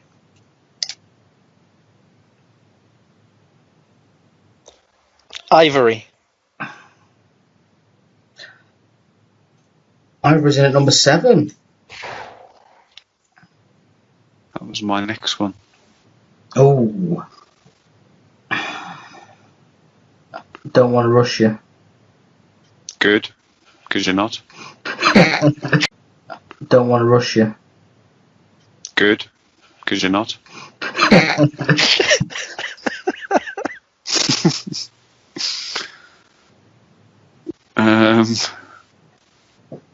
I'm not sure if this person was ever women's champion. Okay. I know. If you say it, I might be able to tell you.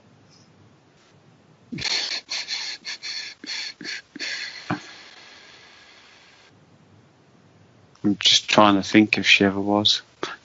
Solid China. Number 8. You're sort of gravitating towards this bottom end here. I always do with the women's matches. I like that. I like that because it's my favourite era, to be honest. I wasn't sure. I was the same with China. I wasn't sure if she actually won the women's or not. Yeah, she did. Yeah. I'm gonna. And took it off Molly Holly. I just hate those awkward silences. Are you both? I am here. I am here. You've got 10 left, so you've already got halfway here.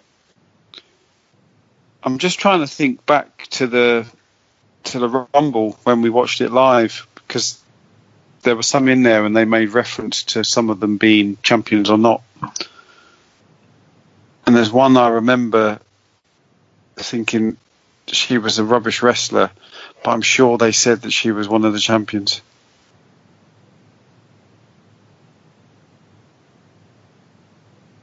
Michelle McCool. Paul Mac. Well done, mate. Oh, I thought she was only divas. Well done, Paul. Well done, Paul.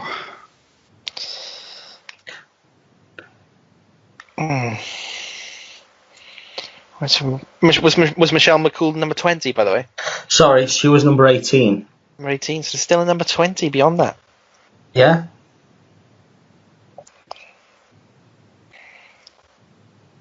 Right, let me think.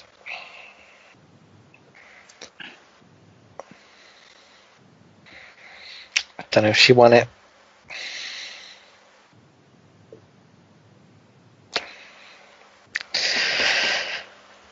No, actually.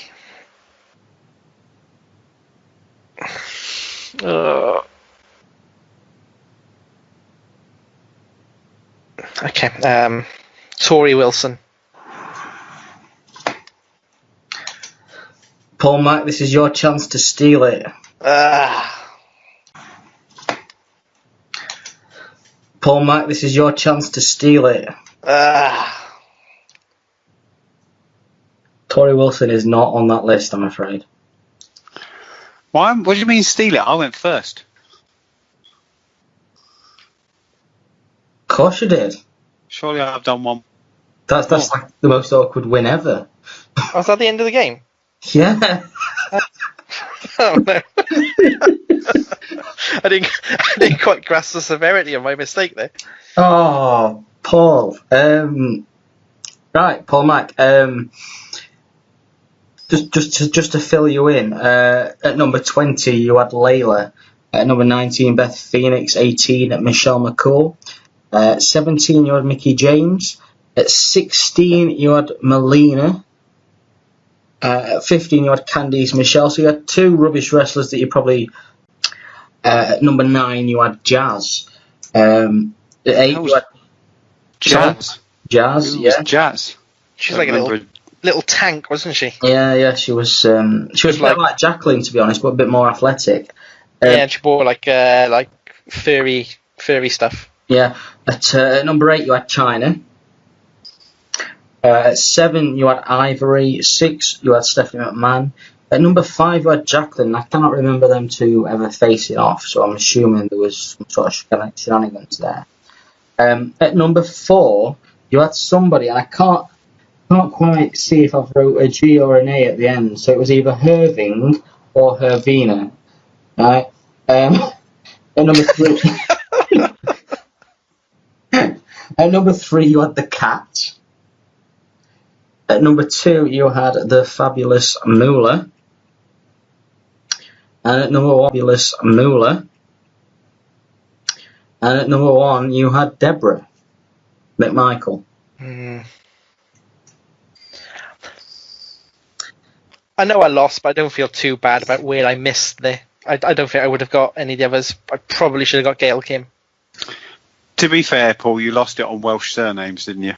I did, yeah. I did drop the ball there, and now I can never return to my home country either. No. And the forfeit I've got in mind is even better now, having done that. So before Paul Mac decides tells us what his forfeit is, if you'd won, Paul T, what would your forfeit have been for Paul Mac? I was going to ask Paul Mac to write a haiku about Chris Coleman on Twitter. I was going to ask Paul Mac to write a haiku about Chris Coleman on Twitter every day for the next month. You couldn't have done that on the podcast, but that's brilliant. That would be brilliant. That would have been brilliant. Shame. Okay, Paul Mac, what is your forfeit for Paul Tolley? So my forfeit, bearing in mind a previous forfeit that doesn't appear to be coming into fruition anytime soon. Oh no, don't go there. But I'm going to turn it up a notch a little bit. So on the next podcast recording, I would like Paul Tolley to eat a bowl of Sugar Puffs whilst reciting the Welsh towns according to the Wikipedia page. On Wikipedia, if you do Welsh towns, there's an alphabetical list. I just want you to work through the alphabetical list whilst eating your Sugar Puffs. Okay. Well, I have to do it, don't I? It is only just given the round I did fuck up. Yes, I was going to promise. Just. I was going to do a final round where you had to do a final top 10 yourself, because you'd won this, like the winners round. You had to get so many in order for the person to do the forfeit. But because we at 5nerdsgo keep promising forfeits and people never doing them, we're just going to say, right, Paul T, you're doing that forfeit next podcast. Have you seen how many are on here? You have a bowl of Sugar Puffs and just keep going until you finish your Sugar Puffs, your bowl of Sugar Puffs. Just one bowl of Sugar Puffs. I don't need you to keep eating Sugar Puffs. Yeah, you don't need to go through all the towns and eat Sugar Puffs. Right, great. Just, I'm not that cruel. I'm going to eat 2 boxes before I get the extra Munich. Yeah, I realise there's a lot. So I want you to, enunciate loud and proud whilst eating your Sugar Puffs. Thank you very much. No worries. Can't wait to listen to the next podcast. Can't wait to be a part of it. We'll never hear from you again now. Be like Deck with a headset.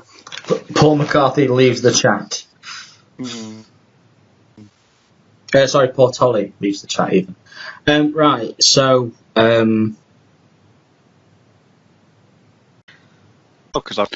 Although I think the forfeit that you had in mind was a lot less cruel than mine.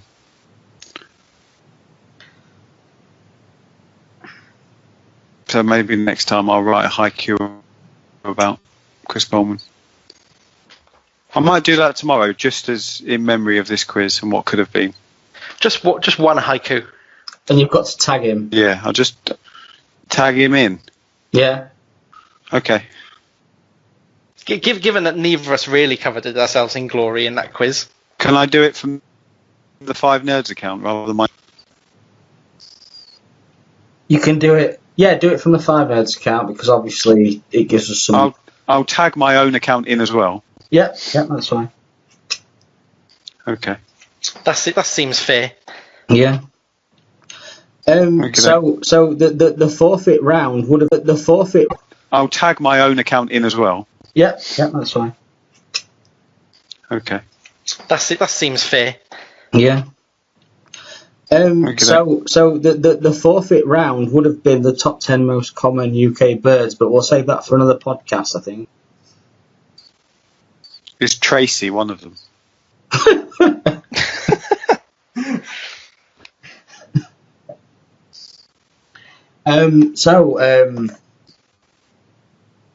Yeah, that was fun. That last round was awesome. It was good fun. I enjoyed it. I just got taken away there to give my daughter a drink of water. If you wondered why I disappeared. I think Paul Tolley was so enamoured by my quiz hosting skills that he got stage fright. I think that's what happened. I think Paul Tolley was so enamoured by my quiz hosting skills that he got stage fright. I think that's what happened. I was just taking the quiz so seriously. Wanted to give it my every. I'm glad I really put it in for the first round because that seemed to be the one that won it for me. You see, the thing is, Paul, you're used to this hosting lark, and you know what the work that goes into it. So you took it, you enjoyed it. It was fine. Yeah, no, and I wanted to show how seriously I was taking it. Give it the effort that it, and I want to thank all my fans for believing in me. And if Matt ever gets the balls to come on the podcast when I'm on and we're quizzing, and I want to thank all my fans for believing in me. And if Matt ever gets the balls to come on the podcast when I'm on and we're quizzing, then I'll show him who the true quiz champion is. So the good arrow's fired. The good news about it is that obviously I don't even know what I'm talking about. I had something on my head. That is. I don't know if that's good news. It's probably not. That's probably not good news if we keep inviting you on a podcast and you've got no idea what you're talking about. I had something in my head then, and I haven't got no idea what I was going to say. But yeah. What's the definition of is it insanity? Keep repeating the same thing and expecting a different outcome. Maybe that's us with you coming on a podcast. that's just us. Just listeners wouldn't believe that we have a week's worth of discussions about the things that we could talk about on the podcast, and in the end, we normally go, "Yeah, Roman Reigns in a quiz."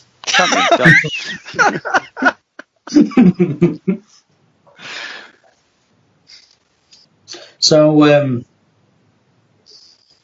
did you see? Do you see Graham when he recommended our podcast on his podcast? Said that when he took the piss out of us because when you click on iTunes, we don't have like a narrative saying who we are. It just says a podcast by 5nerdsgo. So maybe we should say a podcast about Roman Reigns and quizzes. Maybe. I think we should be a bit more honest about what we are, because in our bio on Twitter, I think we say something really, really formal, like a collaborative network of nerds from across the UK coming together to putting thoughtful thought-provoking content on a regular basis. Yeah. I think that was the initial plan. It's an aspirational view. It's like any whenever you're putting a brand, you have an aspirational view of the world and what you want to achieve, and that's what we're putting out there. That's just our aspiration. It's like Coca-Cola. Coca-Cola's aspiration is to have every kitchen table to have a can of Coke. Well, likely that will never happen. The good news is... you've remembered what you're going to say? No, this is a different thing. But different good news. Yeah, the good news is we're moving forward with the YouTube account. We've got a new bit of channel art incoming for the banner thing. You know, like on Facebook, you have the wall. Well, this is like a banner. We've got some new art coming for that. I've also got gonna leave us YouTube when I get some time. So there is definitely some movement going on in 5 Nerds. You like Elon Musk? He's gonna leave a submarine somewhere. Call somebody. Leave a submarine somewhere and call someone a paedophile, which we do anyway. We got Matt for that. We just need to buy a submarine. We're halfway there. Before we know it, we'll be planning flights to the moon. Although none of our names are Bond villain enough for like Elon Musk, are they? No, we need to work on that. Yeah, I'd ask you to think of a name, Paul, but we've already, found out that you're not good at that. I mean, Paul Jones. We need to work on that. Yeah, I'd ask you to think of a name, Paul, but we've already, found out that you're not good at that. I mean, Paul Jones. Sounds good. We'll go with that. I think me and Paul are just going to scour the UK and try and find other people called Paul that we're going to have a podcast with. I'm sick of inviting Pete and Dex and Matthews. Hasn't Dave Gorman already done that? No, he doesn't talk to anyone called Paul. I think on that note,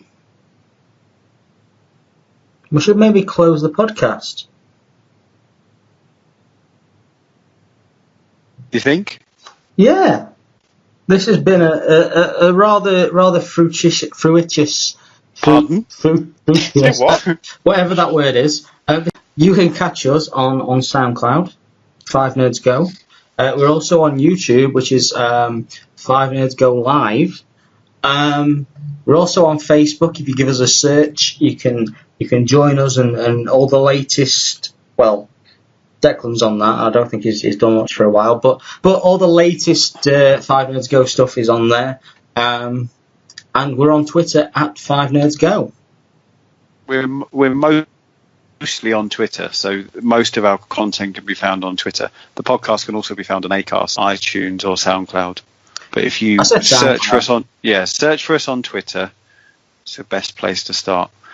And if you're really feeling generous, go onto YouTube. Even if you've already listened to us on SoundCloud, go onto YouTube, give us a like, subscribe, and it'll come up in your emails and things. If you've got a new video to listen. Our 5nerdsgo email address, and people can just contact us willy nilly. I am that Pete from 5nerds at gmail.com. And or 5nerdsgo at gmail.com. See, multiple areas of for people to communicate with us, whether they want to or not. We're going to be like you two soon. We're just going to release the podcast, and it's going to drop onto people's phones, whether they want it or not. If you want to send me some fennel, drop me a DM. I'll send you my address. That would be brilliant if just overnight you just suddenly get loads, hundreds and thousands of packets of fennel sent to you. If any of the major supermarkets are out there listening, send Pete some fennel. Otherwise, he's going to talk about the bastard on every single podcast for the next few weeks. We should. That's a possibility. Oh, it's not. You'd have to wait for the right. Whatever that might be. What would you do with him if you won 1 million fennel, Pete? I would make 1 million goulash. Do you know what I would do? Go on. I'd take it round all the different supermarkets because there's obviously a market out there. So there's a gap. And say, do you know what? You should be selling fennel. I've got 1 million of the buggers. I think that's it. I think we've done. I think that was good. Good night. Good night.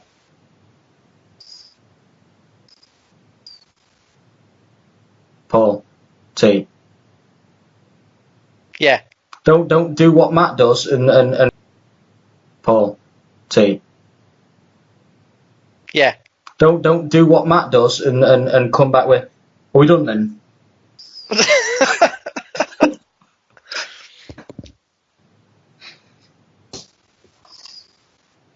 This is the part where you say bye, Paul T. Oh, have I got to say goodbye, have I? Sorry, I didn't think anyone would be hanging on it, if I'm honest.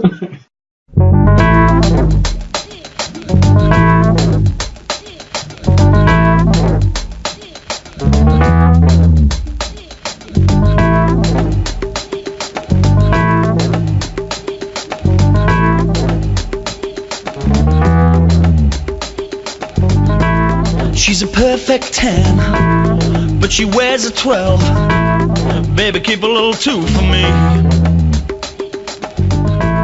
She could be sweet 16, busting out of the seams. She could be sweet 16, busting out of the seams. There's still love in the first degree. When he's at my game with a big fat A, you wanna see the smile on my face. And even at my door with a poor 4, there ain't no man can replace. 'Cause we love our love different sides.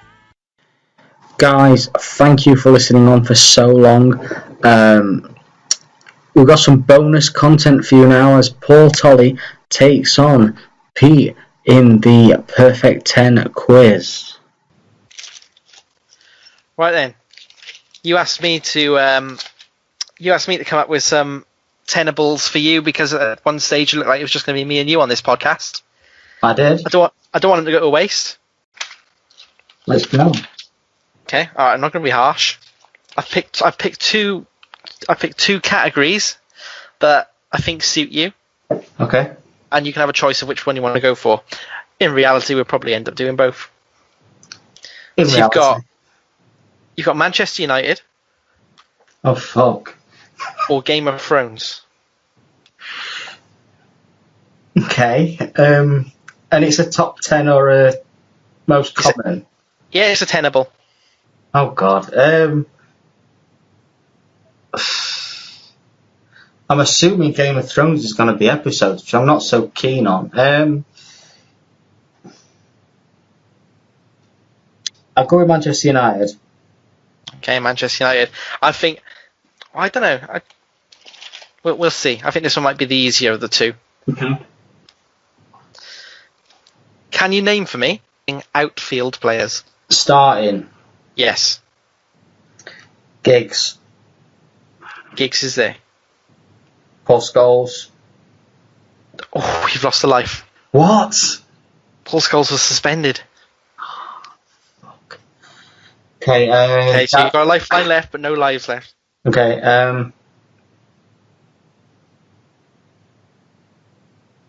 Right, I'm going to use my lifeline. Right, go for it. Okay. Nicky Butt. He's there. Oh, Right, for fuck's sake. Okay, right, so you've got two. Okay. Andy Cole. Andy Cole's there. I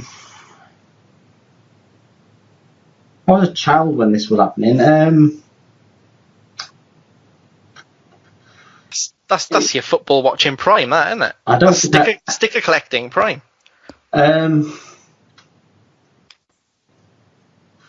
Dwight York.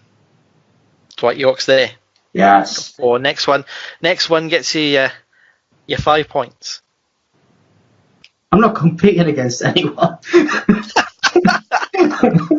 I'll just take the 5 points and run if I get it. You can compete against me and Paul. You can retrospectively. Okay, Gary Neville.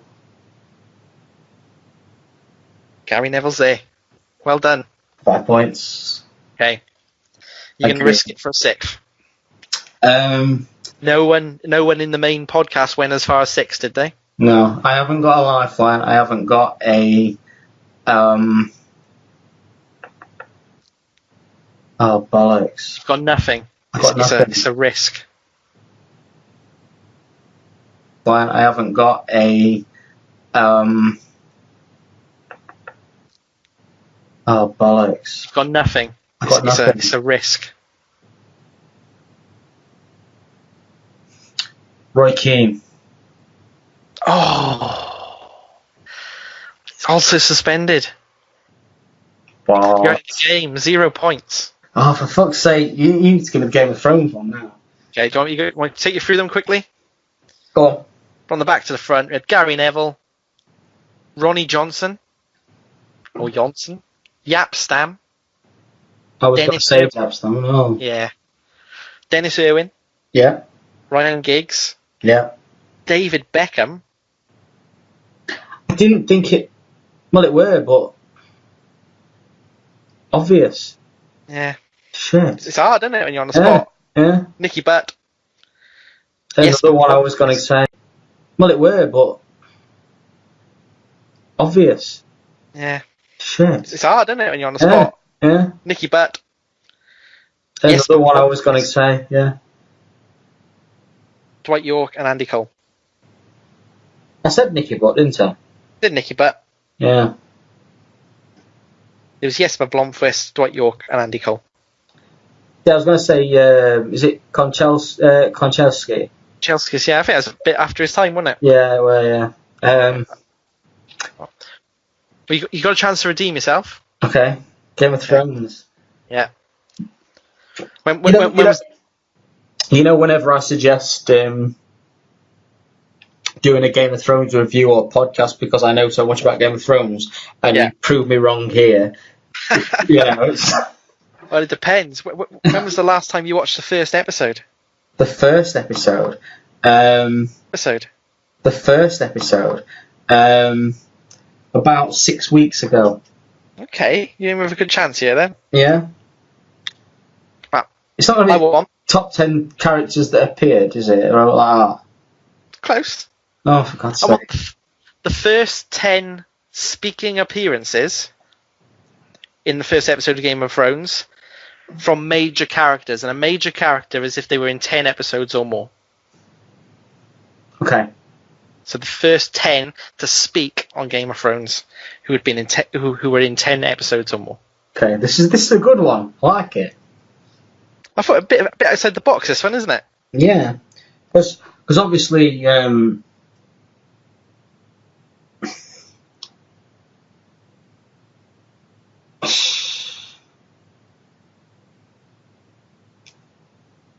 allowed to conjecture, aren't I? So I don't think. Okay, so Ned Stark. Ned Stark, he is there. Okay.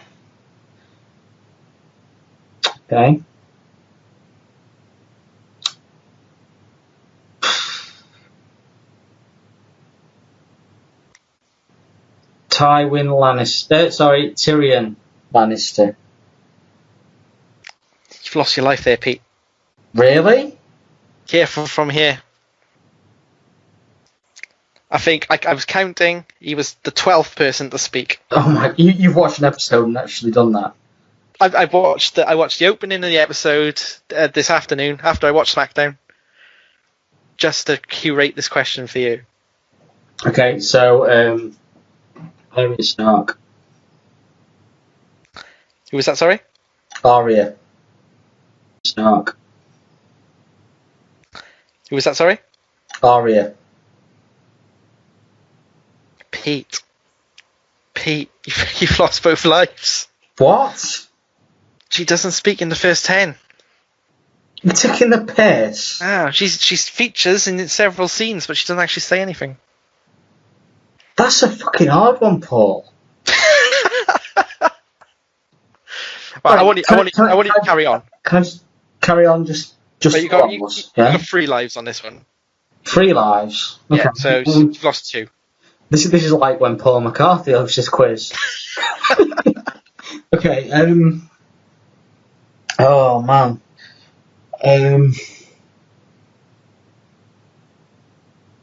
Cersei Lannister. Cersei Lannister's there.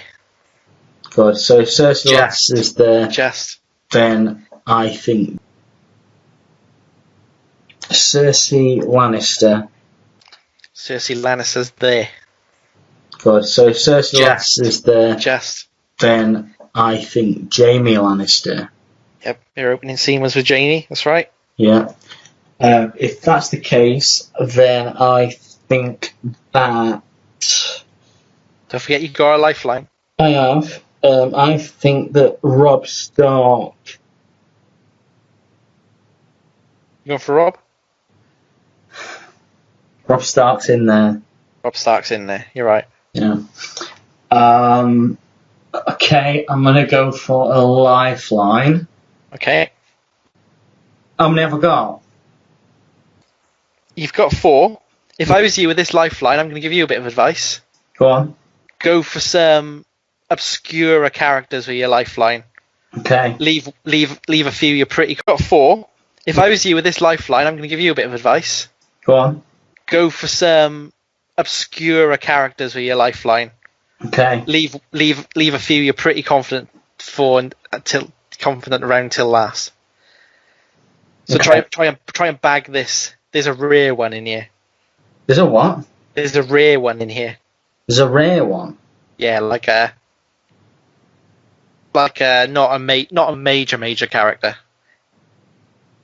Does he count if he's not a major character? I said if he's in 10 episodes or more, and he is. Okay, fair enough. So I'd spend a good 20 seconds trying to get him if I were you. I'm trying to think about the first episode. I won't start your timer until you say your first name. When you're starting it? When I say my first one. When you say your first name, I'll start. Let me set the timer up first. Okay. Littlefinger. No. Varys. No. I'm just going through characters, to be fair. What's his name? Got 10 seconds left. Clegane. No. That's good. Knocked him out. I'll take my timer now. I'm confident. Okay. Okay, Hodor. Hodor's not there. What? I've still got one life though, haven't I? Well, you've lost 3. We'll carry on. You keep going. No, I've had 3 guesses. I've still got one life. Like not another life, but if I do this and I'm out, is that right? Well, you got 3 to Starks there. All right, nice one. What have I actually guessed so far? What have you guessed wrongly? No, what I've guessed right. Sansa Stark, Ned Stark, Robb Stark, Jaime Lannister, Cersei Lannister. Okay, Caitlin. Yep, she's there. That's 6, yeah? That's 6 you've got, yeah. Mate, I've got this fucker. Okay. How have you gone through the episodes and seen which characters are in which episode? What do you mean? Like you say, they've got to have been in 10 episodes of the series. Yeah, I checked them all because I wasn't sure on Ned. Okay.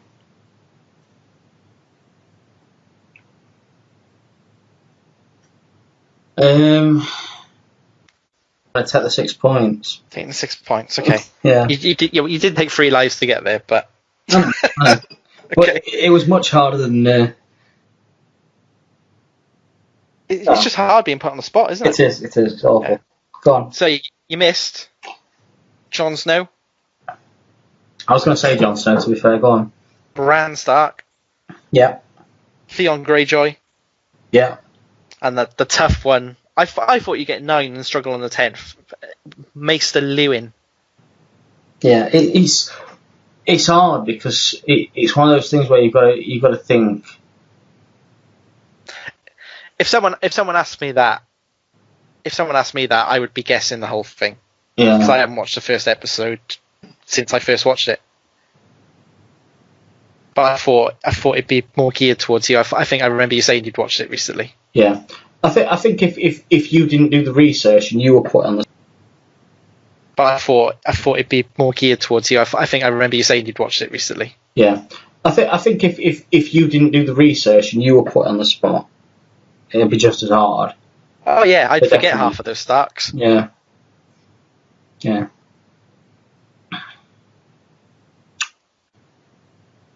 There you go. Um, I think the conclusion is we all need to work a lot harder on our Tenable. we all need to work like harder on our tenables. That's right. We need to get on ITV Player and watching as much CB's catch up as we can. There's a really funny bit on the last podcast when I was listening to it. We got to the end, and we obviously finished, and we were just messing about with phones on the theme tune thing. Yeah. And there's a bit where you go, "What's the end?" And we obviously finished, and we were just messing about with phones on the theme tune thing. Yeah. And there's a bit where you go, "We want to play Guess the 90s theme tune," and it's so fucking funny. I need to use. I'm saving that because I need to use it somewhere. It's brilliant.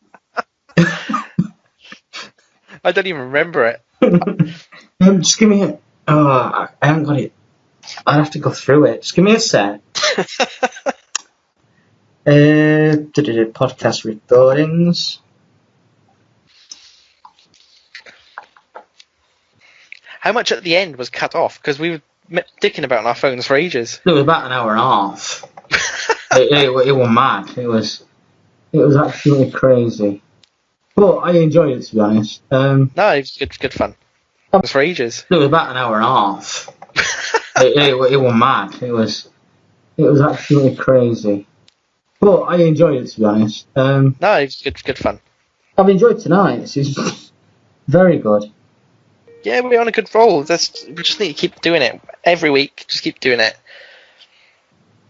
You just get more and more comfortable with each other. Yeah. And now we've got like several different games on rotation. Yeah, kind of. Yeah. I can't do it right now. I'll have to find that and then cut it off, and then we've got it for another podcast. I look forward to or it. an after hours thing. But no, honestly, I thought tonight went really well. Yeah, definitely, really good. There's some good laughs in it as well, I think. Yeah. What is it in the kitchen? It's well over the recommended 30 degrees. Is it? Yeah, I get chafe and I'm sweating, and I'm talking to you guys on chat, and I'm thinking to myself, I really, really, really need to get that fennel. Mate, you know, on Monday we had one of the busiest Mondays we've ever had. It was like 450, 500 quid. Why? It was busy. It's randomly busy. I had There's no occasion Monday, was it?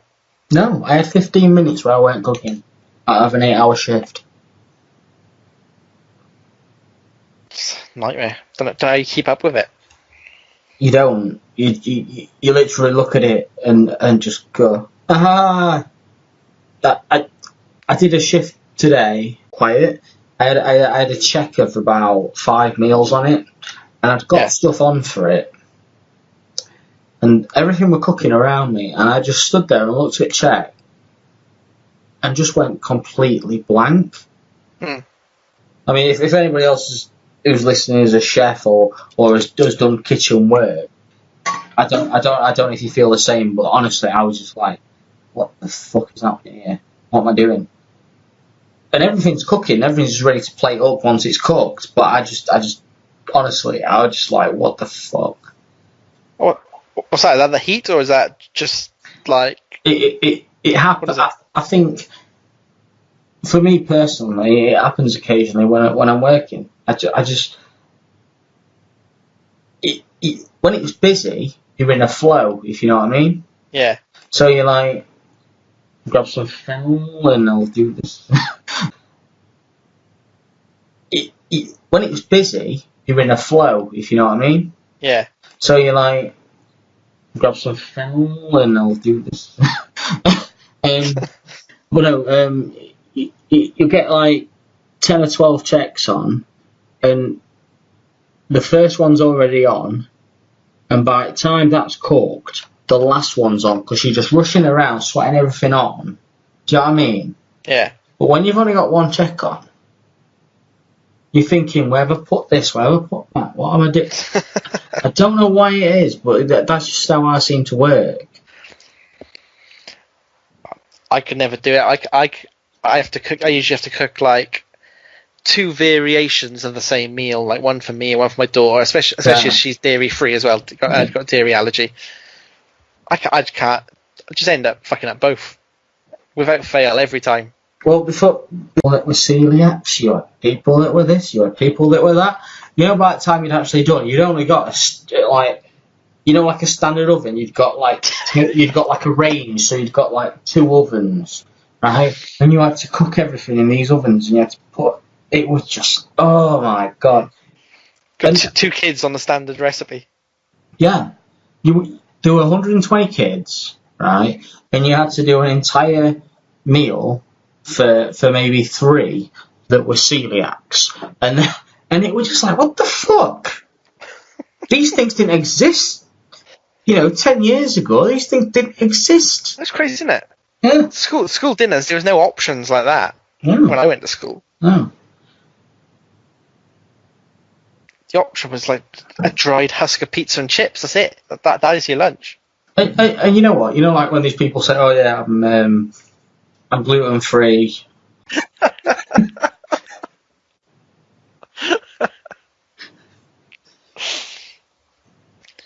Very true. Yeah. Anyway, on that note, this has been your podcast extra. Lucky people. lucky people. I'll catch you later, Paul. Yeah. See you. Good luck editing. It'll be fun. Yeah. I don't think you got much to do there, really. No. Oh, what's your theme team going to be? Oh, it's going to be Ty Dillinger, isn't it? Is that going to be the regular theme tune for the Perfect 10 quiz? I think so. Yeah, I think that'll work. Yeah. Otherwise, the Perfect 10 loses a bit of how it makes sense, doesn't it? Yeah. Have you noticed though that it actually does sound like a theme tune as well? Oh yeah, it's a great theme. Yeah. Yeah. So it's one of the few I've downloaded from WWE. Are you quite fine? I used to have a WWE playlist on there. Yeah. But I never downloaded any themes except for CM Punk's. I love CM Punk's theme tune. Which one? Cult of Personality? Yeah. Yeah, I've got that. It's very 80s, 90s. Yeah. In its style, I love it. I heard another song by that band today on the radio, funnily enough. It's the first time I've ever heard another song by them, and it's brilliant. Like really funky, kind of like you say, like an 80s Red Hot Chili Peppers vibe. They sound really good. Yeah. Right then, dude. I'm gonna go and edit this. Yeah, have fun. I think I will. I think I'll listen to it again. I'll be like, fuck me. This is like world-class podcast. Hope so. I'm gonna go and edit this. Yeah, have fun. I think I will. I think I'll listen to it again. I'll be like, fuck me. This is like world class podcast. Hope so. Maybe not world class. We get there. Definitely the best that Chesterfield's ever seen. I don't know. Blade went to Chesterfield once, didn't he? I guess that's not podcasting. That's vlogging. Maybe we should do some vlogs. We should definitely do some vlogs. You know, when we go to Progress, Yeah. I think we should do some, like, not necessarily like stay together as a group, but like get together and do some stuff in the queue line and whatever. Or like a conga, a Macarena. But like get together and do some stuff in the queue line and whatever. Or like a conga, a Macarena.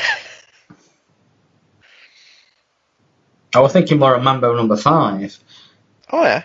But no. Seriously, like, you know, just a quick. No, we should definitely get together and film something or record something. Yeah. That'd be good. Yeah. And yeah, I think like Paul said, actually, when I go to Japan, maybe we'll video it rather than record it. See how that comes out, or do a mix of both. I definitely think when you go to Japan, you should try and get on a podcast, because I think you'll be very excited that you're in Japan and do you know what I mean? Yeah. I think it'll be great to capture that as a podcast. But anyway, I'm going to go now. Take it easy, man. Yeah, I've had somebody randomly knock. Do you know what I mean? Yeah. I think it'll be great to capture that as a podcast. But anyway, I'm going to go now. Take it easy, man. Yeah, I've had somebody randomly knocking on my door for the last fucking 3 hours. Really? Yeah. Somebody passed a knife through my window about halfway through you guys explaining the Roman Reigns thing.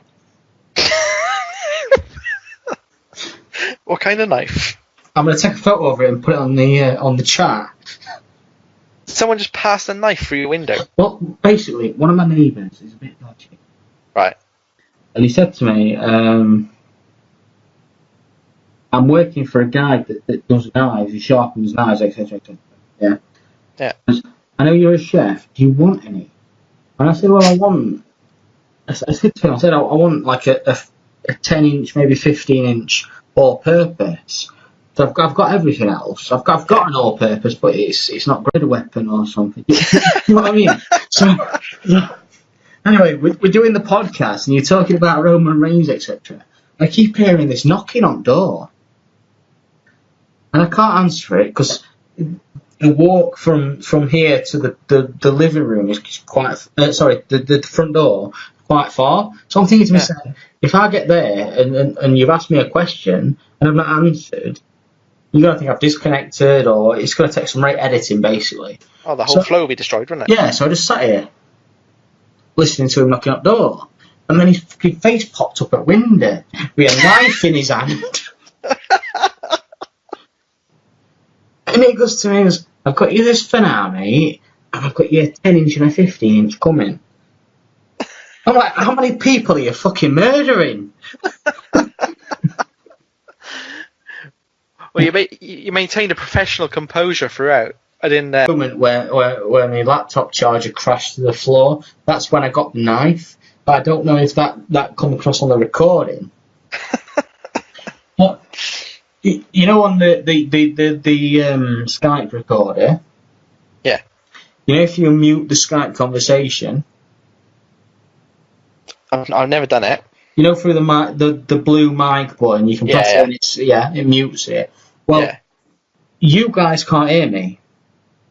No. I can have a full conversation over you guys, and the Skype recorder records it. Oh, really? Yeah. So you know, like if I muted it so I could speak to Emily, or if I were doing something, I would then have to edit all that out because the mute button doesn't actually work. It's a right button. Yeah. My mute button's on my headset, and that it doesn't record that. That'd probably work for me. That's what I need. I need a headset because the mute button doesn't actually work. It's a right button. Yeah. My mute button's on my headset, and that it doesn't record that. That'd probably work for me. That's what I need. I need a headset. I've got headphones and I've got the fucking mic next to the camera, which is why you can't hear me as much. But I'm going to get one of them this week or next. I got a Microsoft one. 18 quid it was. It's not bad. Mate, I've seen these Snowball ones. They're 42 quid. And they're fucking really good for quality. The only thing is, they only connect through USB. Yeah. And I don't know, because your audio inputs and that, I don't know how much you've got to mess with your settings. This one's USB that I'm using. Is it? Yeah, never had to change anything. It's no problem at all. Yeah, so I might look at it. It's 42 quid, and it's one of better mics on mine. What's that mean? Well, you know when you're talking on a microphone or something like that, sometimes you get the tss bit when you're talking. Oh yeah. There's a thing you can use on Audacity. I don't know what it is on Audition, but there's an add-on you can get for Audacity where it goes through the podcast or the recording, and it sorts that out. But if you put a piece of paper in front of the microphone, you can't hear it. That's why people have these little black shields in front of their microphone. Exactly. And that is definitely the end of the podcast. So, well, it's been great, mate. Educational as well. we do everything on this thing. Are you looking forward to your sugar puffs? No, I'm not. I'm good. Do you have any idea how I don't know anyone's surnames in Wales? Yeah, I'm good for you. What I hoped for is the reason that I asked you for your forfeit was that I hoped that yours was going to be like really terrible, and then Paul would be like, "Oh, I'll change that." Not that I knew what Paul Max was in the first place, but do you know what I mean? I wanted to play devil's advocate with the whole thing. I'll get through it. Yeah.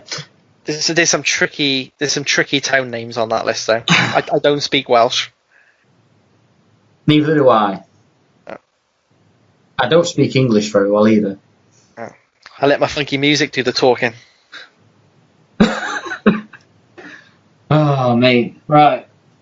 Got to end it on a Girls Aloud reference. That's it. Turn it off. I'll catch you later, dude. See ya. See ya.